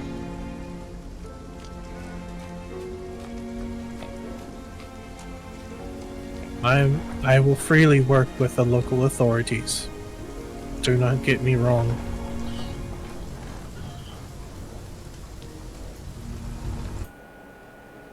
But there is something seriously wrong with the Imperial Paladinium, and until my investigation is concluded, I cannot trust any of them. Church, that'd be my only suggestion to you. You know, Please understand that this is not a personal attack.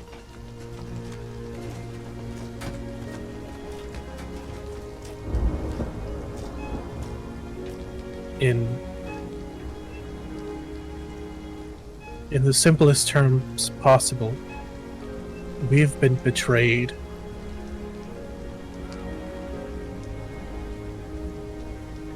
I understand.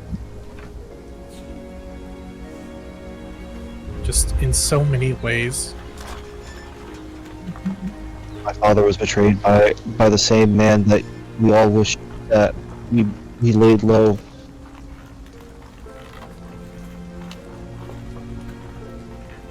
And I know you know the story of Veritas. I know you know all of my history when it comes to you know the history of Denalius Crux.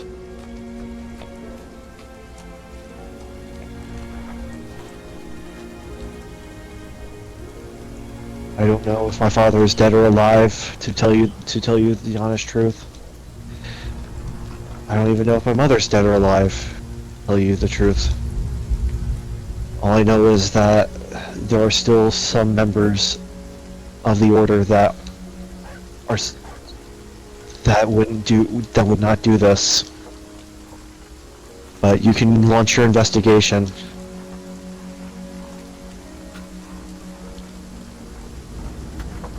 You have my blessing. Thank you. Now, Just It promise is- me one thing. yes, Before you bring down whatever powerful magic that I know your court can wield, you'd be absolutely positively sure that the people that you're trying to cast down are actually the ones guilty, and not just wearing the armor of the same people that hide behind their oath that they claim they claim true to. That was weird. That was a weird way of putting that. you are my son's truest friend. A brother, even. Brother.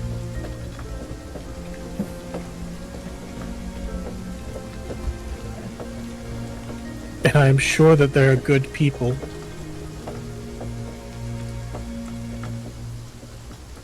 And I have no intentions of betraying you, as your order has betrayed me. We're in this together, okay?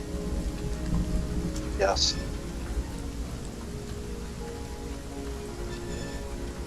My oath is still very much devoted to the Emperor. We have to His be. word is more important than the word of man to me. At this point, we have to be together. Yes.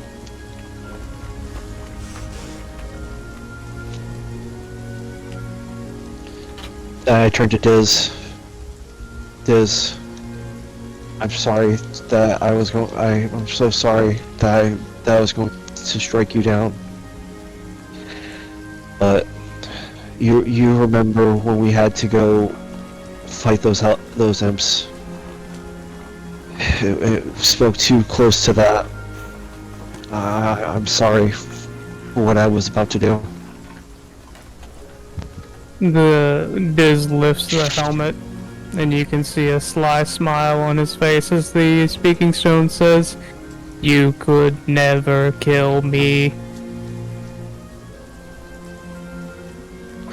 Crux is like either is like laughing and crying at the same time. I wouldn't think of it any other way. The armor gives you a playful dig in the arm. Fezzle, make a strength check. Oh, fuck. Strength check. Oh, wrong one. That's a survival. Yep, I realize. Oh fuck, this is gonna hurt. That's even worse. Well, go ahead and make an unarmed strike. Make an unarmed So- attack. So, you hit, you deal 2 damage and knock Fezzle on his ass. Apologies, brother. I do not know my own strength. Yeah, if you try jumping into my arms again, you're going to break my ribs.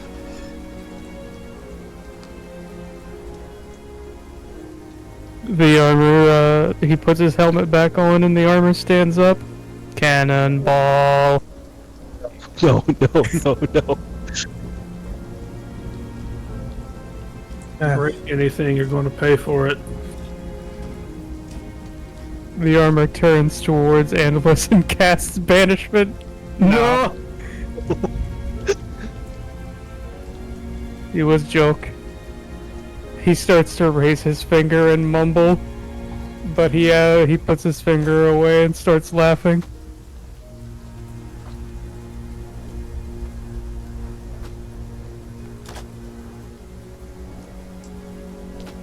Why everyone hiding? It was just a joke. The last time you pointed that finger, Stella disappeared.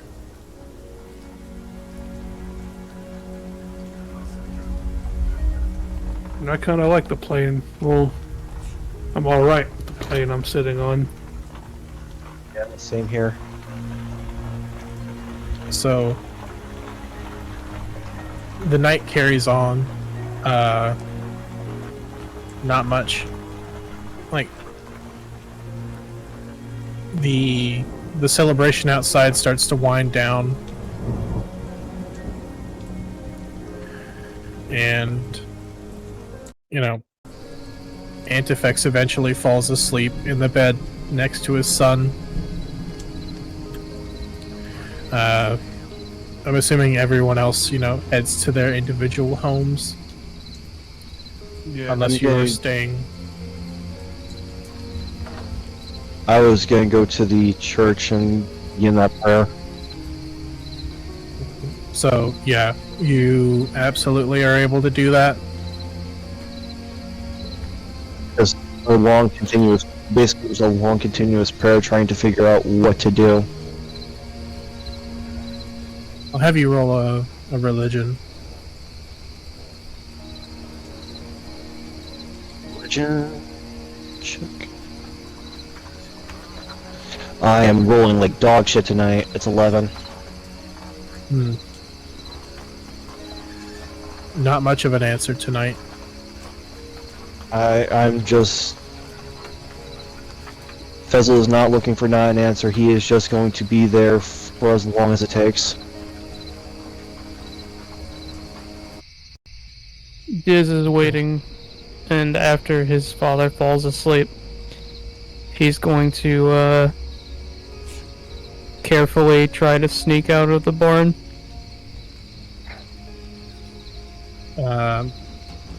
Diz notices that Antifex's arm is out of the out of the little cot that he's sleeping in, and is kind of shivering in his sleep. Diz tries his best to put his arm back into the back into his warm comfort without fucking shattering his arm. Like, the barn is like super drafty. And like the late fall, really chill air is like just in there. After doing so, Diz leaves the barn and decides to walk out through the town to look at all of the decorations.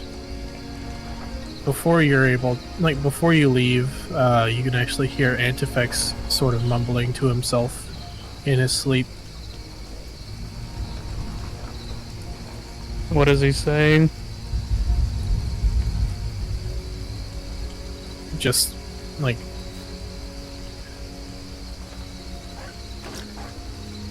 he's saying, like, stuff like how he loves, like, I love him so much, please give him back.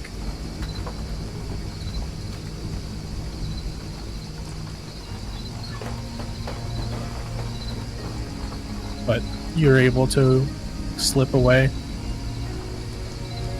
Not very quietly, but thankfully your father is a heavy sleeper. Diz walks out into the town square to look at all the decorations. Seeing them from a new perspective, seeing as how he is now 3.5 feet taller. It's everything that you remember from previous years. Even Halgrim,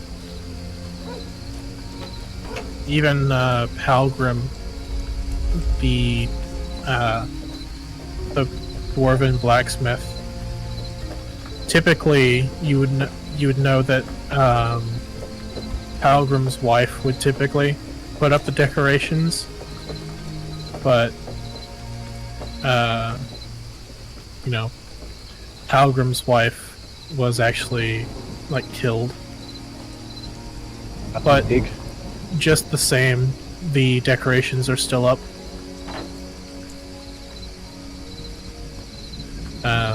You go over Thaddeus, his shop is like lit up like a Christmas tree. The Tobias has a bunch of his like lights and decorations up.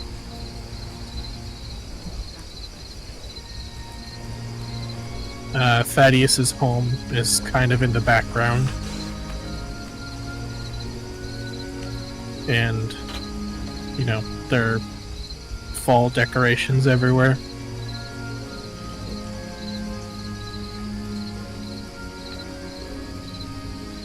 The warm glow of a lantern can be seen in Thaddeus's home. Diz decides to go and kneel in front of the window to Thaddeus's home to peer inside. I'll have you roll a stealth to see if You know what I am? Really bad at stealth. That's a 4.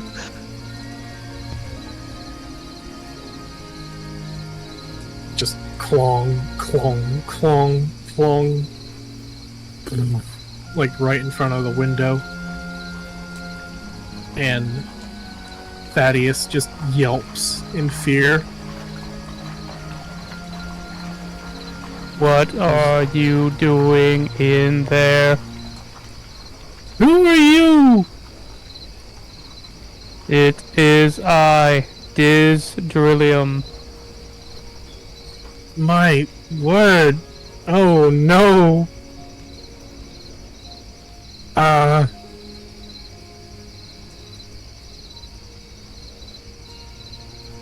You... Oh no.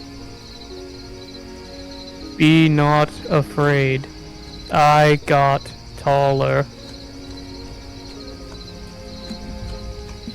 Diz, Yeah. in your heart of hearts, something something takes place and a revelation hits you. Do you remember how you drew the rogue? Son of a bitch! Thaddeus Slate Cut. Just get away from my house! If it's you, Diz, get the fuck out of here. Wait, I thought the rogue was only if it's for an entity that hasn't been met yet. No, the rogue is an NPC is suddenly very mad at you. Get out of here before I fucking kill you. Diz stands up, turns around, and wanders off.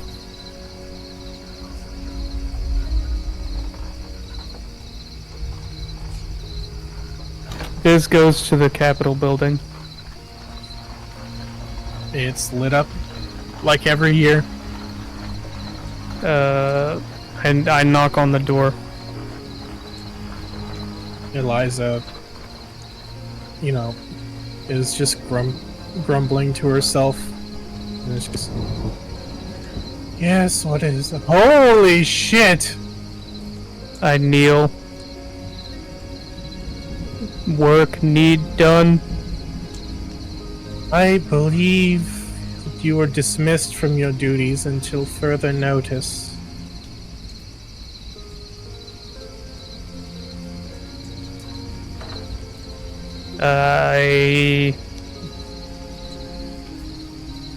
She places a hand on, the armor shoulder. This is you, Diz, correct? Diz, Drillium. You go rest. I no longer need sleep. You bloody idiot, you were in pain. I can see it on your face. Go rest. Nuh-uh. That's a 3. That's a 3 deception. She rolled a 2. Oh shit. Well, I guess... Are you still able to hold a pen?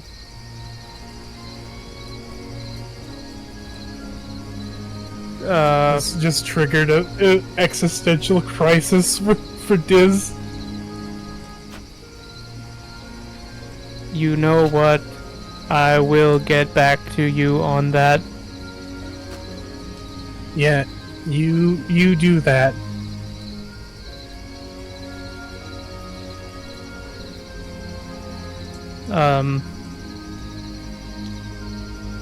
Where do I go? Well, I would assume that you would want to go home, right? Well, I mean, you can still have your job. I mean, you didn't really take notes anyway. Oh. Can I show you something? Sure? Come outside. And she, opens the door more and, comes outside. I stand up, and then I touch my chest and cast Enlarge. I am now 18 feet tall. Pretty cool, right?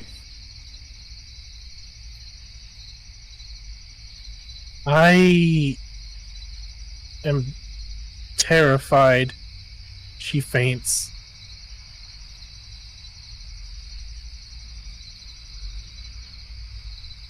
Well, I will see you tomorrow. And then I walk off. Every step I take causing the ground to shake.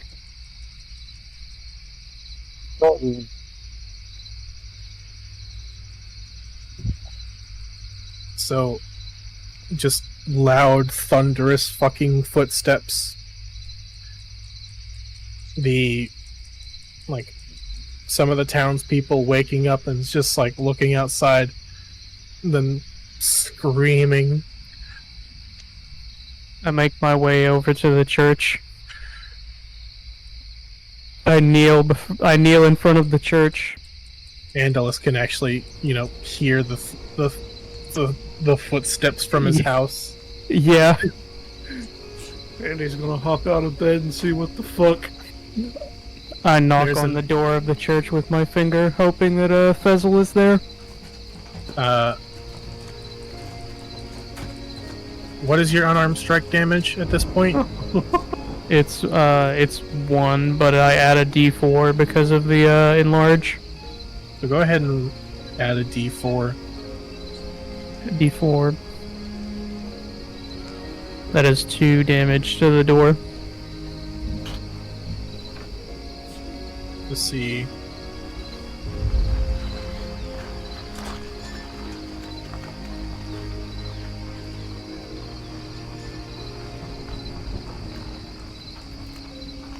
You just fucking blow the church door off of its hinges with your finger. Fezzle! Come outside! And Andalus can see an 18-foot tall black iron robot walking through the town. Oh no. Oh no. And I have to imagine that with the size increase comes a maximum volume increase for the speaking stone. Yeah, you are under the effect of the what's the word? Thaumaturgy. You are under the effect of the thaumaturgy spell. Fezzle! Brother! There's just a booming voice, like, you're sitting there, like, trying to quietly pray at the church, and just... I would assume he would notice the fucking door being blown off its hinges. Blatantly trying to ignore the situation, like he's trying to commune. Like, the windows are shaking around you. The creaking of wood, happening. The door blown off of its hinges.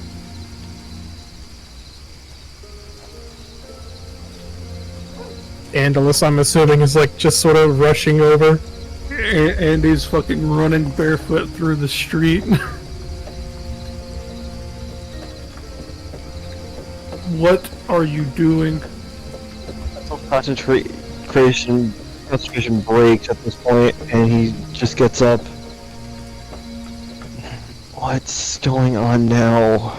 Oh, hello, Andalus. You're not... What are you doing? I wanted to say hi. Why are you here? You should be watching. Oh, you should be. I know you don't need sleep, but you should be watching over your father. He is sleeping. From the volume of his voice, your ears are basically ringing. Check this out. I can make it snow. Please don't. What do you please. mean? Please don't. Just had harvest. It could destroy the crops. Does. I see. Maybe that is a bad idea.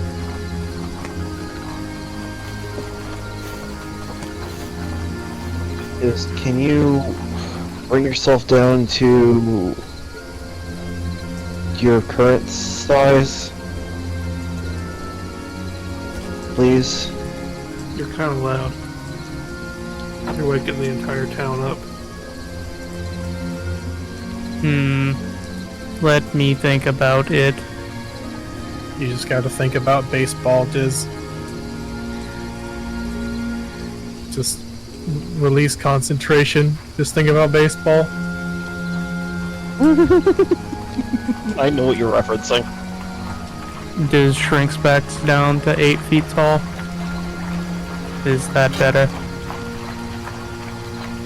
Yes, Diz. I'm trying to see if I can get a message out through my prayers. I'm not comfortable. I'm not comfortable continuing until I get an answer. What is your prayer? I want to know what I can do to help you. Sister. Oh, fuck.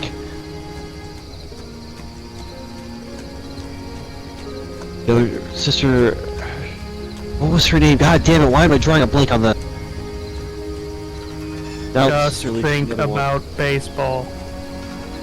Fuck you. Oh godly. Oh shit. I was trying to.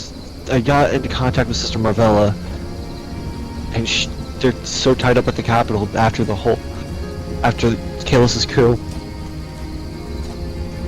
that that she's gonna be stuck. They're basically stuck 7 ways to Sunday up there. I'm trying to see if there's anything I can do. Praying to my God to see if they can give me insight on where to go next with this. Bezel. What? It Don't you tell me is- you're fine. It is okay. It is not. My body is beyond help. Well, I want to make it so that you're not in pain. You're able to speak. You're able to speak not truthfully. You're able to speak properly again. So that you're able to just be This is yourself like again. This is the point where, like, this be comedic timing is just like, Diz is just like, yeah, I was just fucking with you. Great. No. I want to see want to know how far this corruption goes. I need to know. Your father is planning on bringing an army to the doorstep of our civilization. For Emperor's sake, we haven't even dealt with Ozin yet. We have a cult of madmen trying to slaughter us to the man, and the only group that actually has the ability to actually stand up to them is, for all sense of knowledge, is corrupt beyond any sense of the word.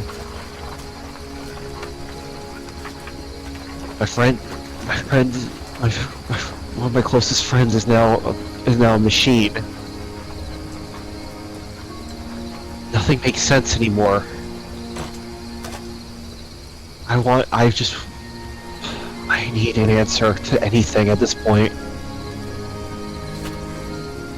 I've been praying since I left you guys before, and now I've gotten nothing. I'm gonna be in that church until I get an answer.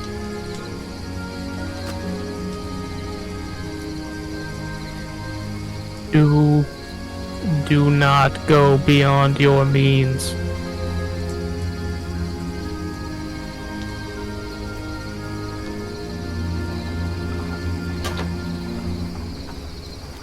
I won't go beyond. I won't stray from the light. If that's what you're referring to, I will not stray from the light. Something, some sort of sense tells Fezzle that it could possibly be a good idea to, pray together with Diz. Remember before we went to fight Cthullian, you and I had that prayer? Of course. I'm gonna need that. I'm gonna need that again. Instead of me being the rock, it's gonna be you, buddy. Ha! Because I am bigger than you. Yes. Check this out. He casts Enlarge again. No. No, don't. No. It is too late. I am big. Diz picks you up and puts you on his shoulder. Please put me down. This is too high. It is only 18 feet. Is Fezzle afraid of heights? Afraid of heights without any means of protecting himself from falling. So, I'm guessing that I think I'm gonna he'll be fine. I'm gonna have Diz roll dexterity. I feel like you should not do that. I am not very dexterous. Is this a save or a check? Because This is a either way, check. it's +0. Oh, that's a 19, actually. Okay. I So- spoke too soon. So Diz is trying to stand up, and the natural thing would be to put your hand on something to help yourself up. But Diz actually gets a better sense of himself and does not put his hand on the roof of the church, which would have 100% caved in if he had done so. In any case, brother, think of the fighting capabilities of an iron giant. I And- understand you are your new form is impressive. You do I- see that he has a big fuck off warhammer. Which also doubled in size when I transformed. You are quite the force to be reckoned with, my friend. But I want to know if I can help you in any way, shape, or form. I need answers. I don't know how well in tune you are with Ioun anymore, but I have a sense we're gonna need to pray together. Very well. Can I interject something real quick? Yes. Just Go for it. Let me. This is 100% up to you, Diz. But does your new form make noise other than your body's sound, your head? Would your character make the fucking War of the Worlds just blah? It's intimidation. That's what he would do for intimidating. Yeah, probably. Your speaking stone could potentially project your thoughts instead of your voice. When I try to intimidate someone, my speaking stone starts to play Megalovania. No. Jesus Christ. God, no. I will give you disadvantage if you ever say that. Oh no. What if it's just the first note of Megalovania? Double disadvantage. But no,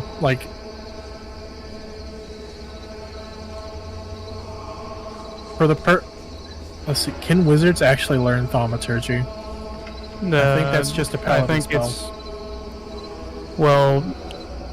I think thaumaturgy is a paladin spell, and it is also, I think, a tiefling racial ability. Yeah. Because that is basically what I'm thinking is what your speaking stone can do.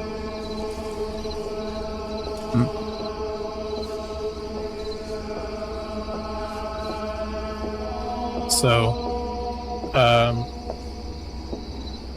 yeah, basically, you get the inkling of like wanting to pray with Diz, which will give you advantage on this roll.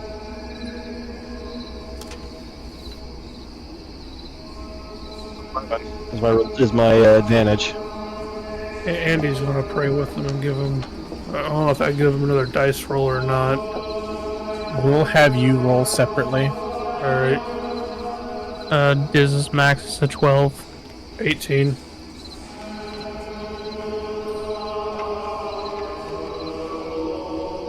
So nothing really comes over Fezzle or Diz, but for some fucking reason, The person who's the least religious. Andalus starts to glow. And Andalus receives a revelation. I have a revelation. Let me to. I don't know what And- it is, but I had one. You basically receive the instructions to touch Fezzle. I do that. I touch him.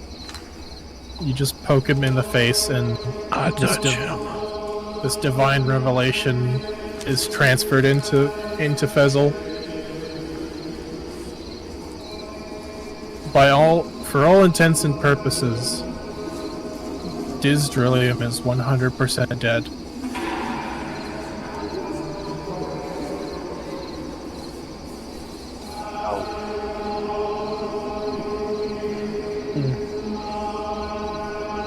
And Stuck like this.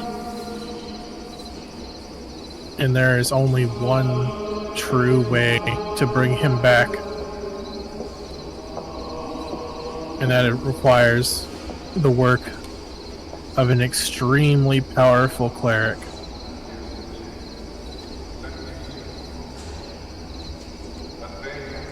Yeah. You receive from your god the information that the knowledge that you seek is a spell by the name of True Resurrection.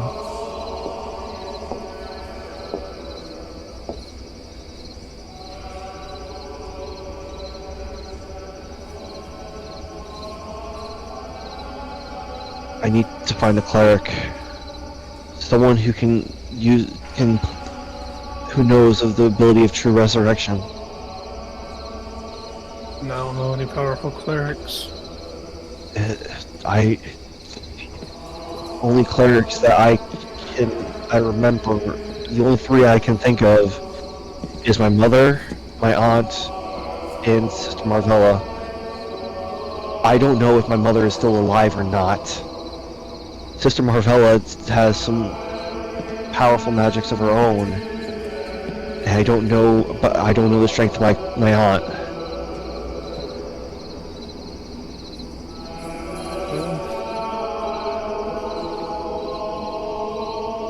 The revelation doesn't point me in any direction to it. It's just there needs to be a cleric of power.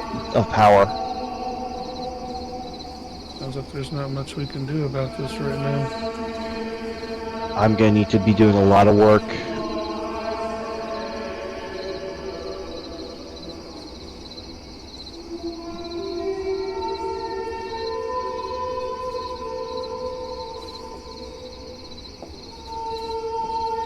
I have a question for you. What is your question? By Emperor's luck, we are able to find a cleric. Would you even want would you want true restoration or resurrection?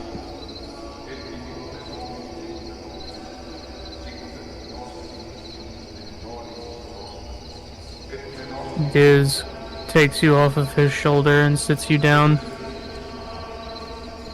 It would take a lot of thinking. We have plenty of time. I don't know what the I don't like anything that what this cult did to you. If you think that it can help you, I understand. But I'm trying to figure out how to not bring the wrath of your father, or bring about a war. And I think I think his mind's made up. So either way, if you being restored means anything, it might not. That plan might be moot. And if it's, but at the same time though, that you'll be able to be yourself again. Any semblance of self that would be restored would still be haunted by the memories of what has been done to me. I can imagine. Well, rather think about it in the meantime. I doubt any powerful clerics are going to be showing up anytime soon. Yes, in the meantime, we could, well, I could do some things to him. Maybe to help improve his way of life, or maybe upgrading his hammer. And roll perception, Andalus. It's a 16. So Valmir speaks up behind you. Holy fuck! What are we doing, boss? I forgot you were here. Kind of rude, but okay. Oh, you don't say much. Right. I don't know what we're doing now. You kind of threw a curveball at me. Oh, You mentioned something about upgrading Diz's hammer. Yeah, I could, yes. But I'd have to break the infusion on your javelin I gave you, saying that you don't use it that much. I could just do that. I just hand him over the javelin in the first place. I appreciate the offer, but my main weapon is my lance. I snap the javelin over my knee, breaking the infusion. So I'll straight up delete the weapon from my inventory. Or I snapped it for flavor. You can, I can hand it back to you, and you have mend, so you could fix it. Yeah, the fucking spell that I only used was to fix the goddamn map. You could be really good. Takes me about a minute, but I can repair this. That's all right. well, I don't really know what's going on here, boss. I just know that if you want me to hit something, I'll hit something. I'll keep that in mind. Yeah, I just, it's not used to having my own bodyguard, my own knight.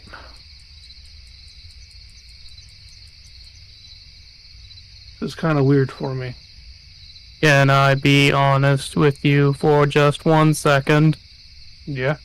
I forgot he existed. Yeah. Again, rude, but I get it. You guard the shop. All right, and Valmir, just sword over his shoulder, just walks off. I completely forgot about him. Bring him along to the next fight. Alright.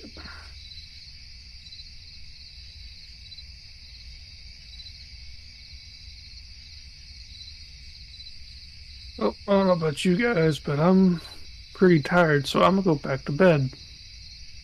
You guys hear in the distance, again, rude. How did he hear me? It's my job. Since I got an answer, I guess I can finally get sleep. You just hear. How is this for rude? Raises finger, begins to cast lightning bolt. No. You just hear, like, you just say it, like, under your breath. It's like, how did he know what I was saying? And then it's just, you hear, you're Andalus Malamong. We have to know. Oh god!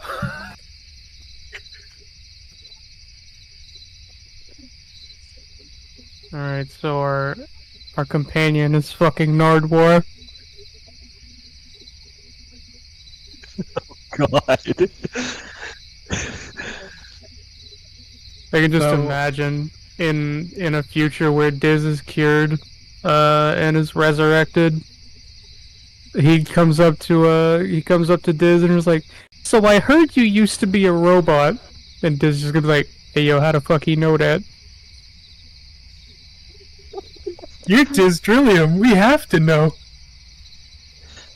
I guess Faisal finally getting an answer to his question. Just walks off to his house so he can go get some sleep finally. I'm guessing everyone else is also getting sleep. Well, besides Diz.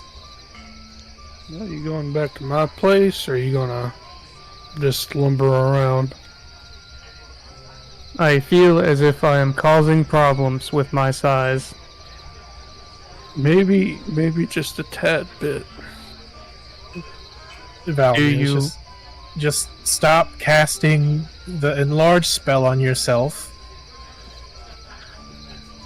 You are one more snarky comment away from being banished back where you came.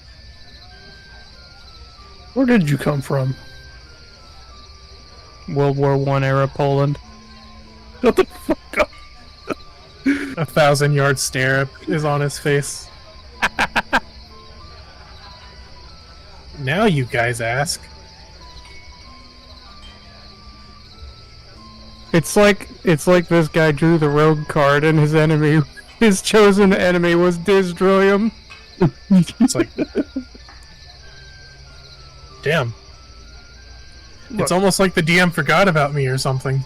It's almost like we forgot about you as well.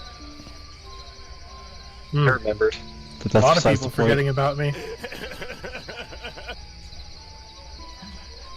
So yeah, Valamir can canonically break the fourth wall at this point.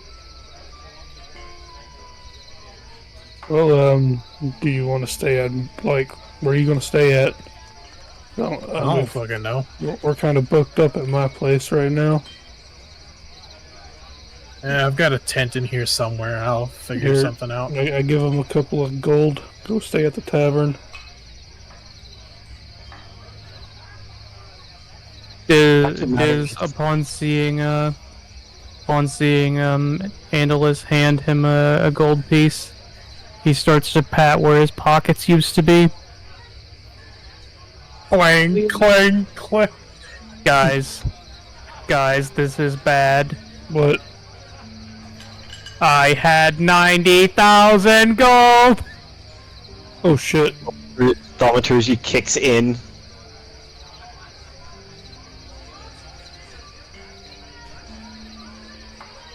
So, You didn't think to grab your stuff on the way out? I would assume I that mean, if he you were wouldn't want doing to carry his own dead body around. Yeah, true. I'm sure the guards have probably found a purse consisting of about 90,000 fucking dollars in it. Yeah, but don't you got like a keep somewhere? I do have a keep.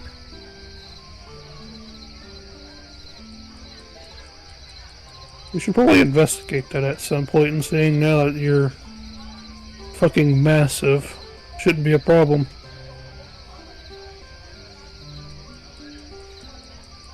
Alright. So Fezzle is heading to his house. Andalus, I'm assuming, is heading home. Yeah. Diz is Diz gonna head back to the shed, or is he gonna wander around for the night?